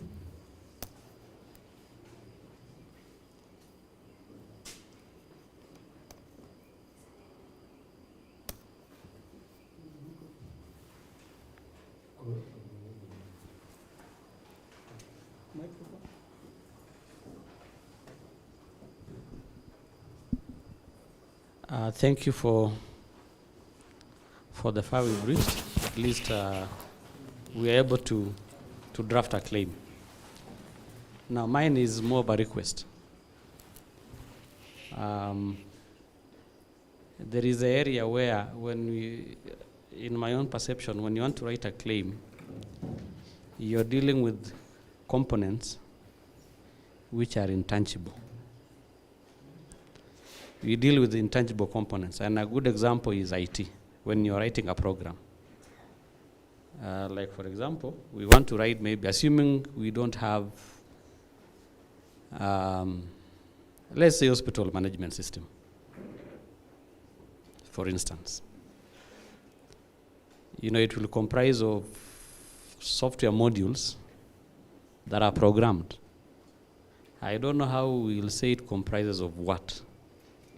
If you can maybe take us through a scenario of a patent claim for such cases, for maybe apps, softwares, if there is any. That's my request. Would you be able to, can you retrieve in the evening? You share with them tomorrow? You got what he's asking? Device, software, solution, and system. Let me, overnight, look for something that then we can discuss. But just in general, it's possible to have a claim to that, but it will be in the form of, let's say, a system for doing ABCD, comprising, like you said, a programming module, as one of the components, like what you have, Ginger, a programming module. So in other words, you're looking at it from this perspective. Then you have to define what is in that programming module. Or what does it do? Then you go to maybe another module B for doing ABCD.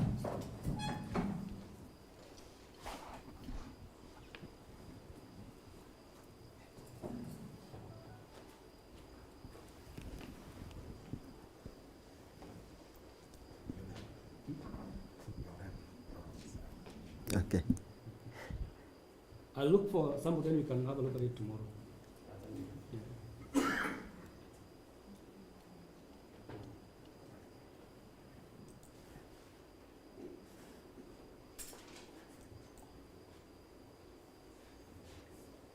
Any further comments, questions? We are attentive, we are waiting.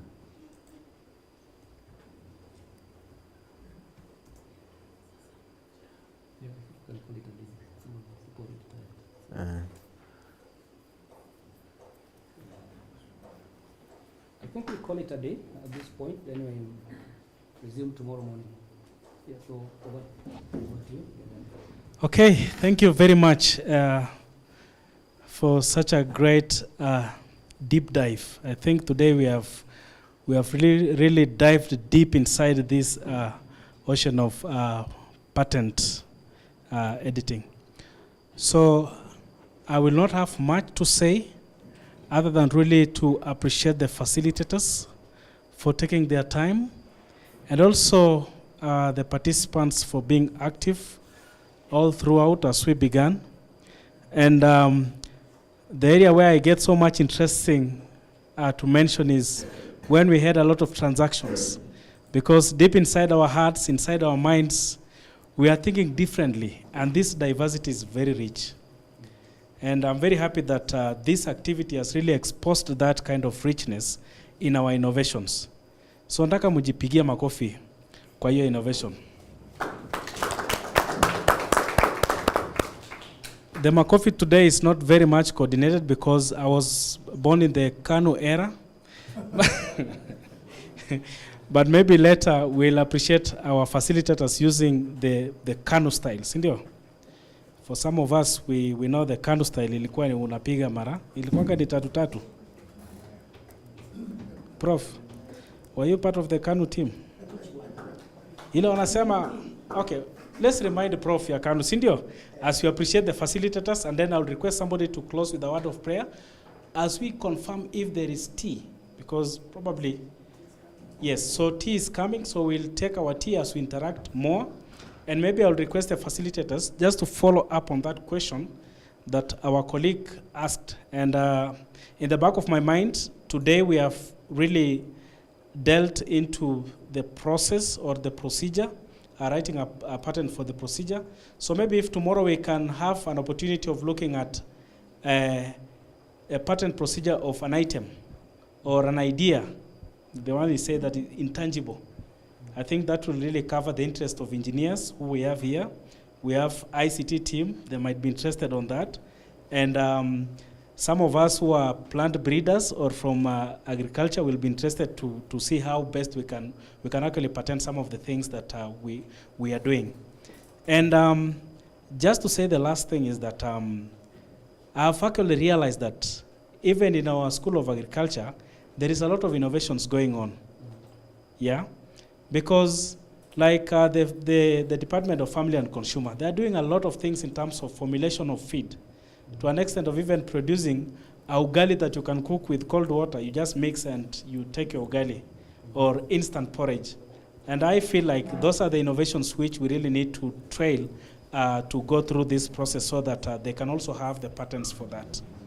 So without much ado, let's appreciate our facilitators. Kanu style. Moja, mbili, asante sana, muendelee na roho hiyo hiyo, tuchape kazi na tusonge mbele. Funga, fungua. Very good. So kumbe watu wanajua Kanu style. Thank you very much. So Lillian, I know you open with a word of prayer. May I request you again to close today with a word of prayer? Thank you.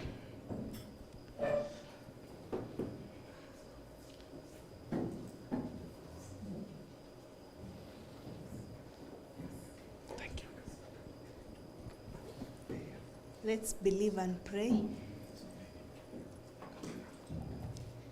Abba Father, King of Kings, we are grateful. We say thank you for the far that you've brought us. Thank you for the day. Thank you for the teachings that we've gotten from our trainers.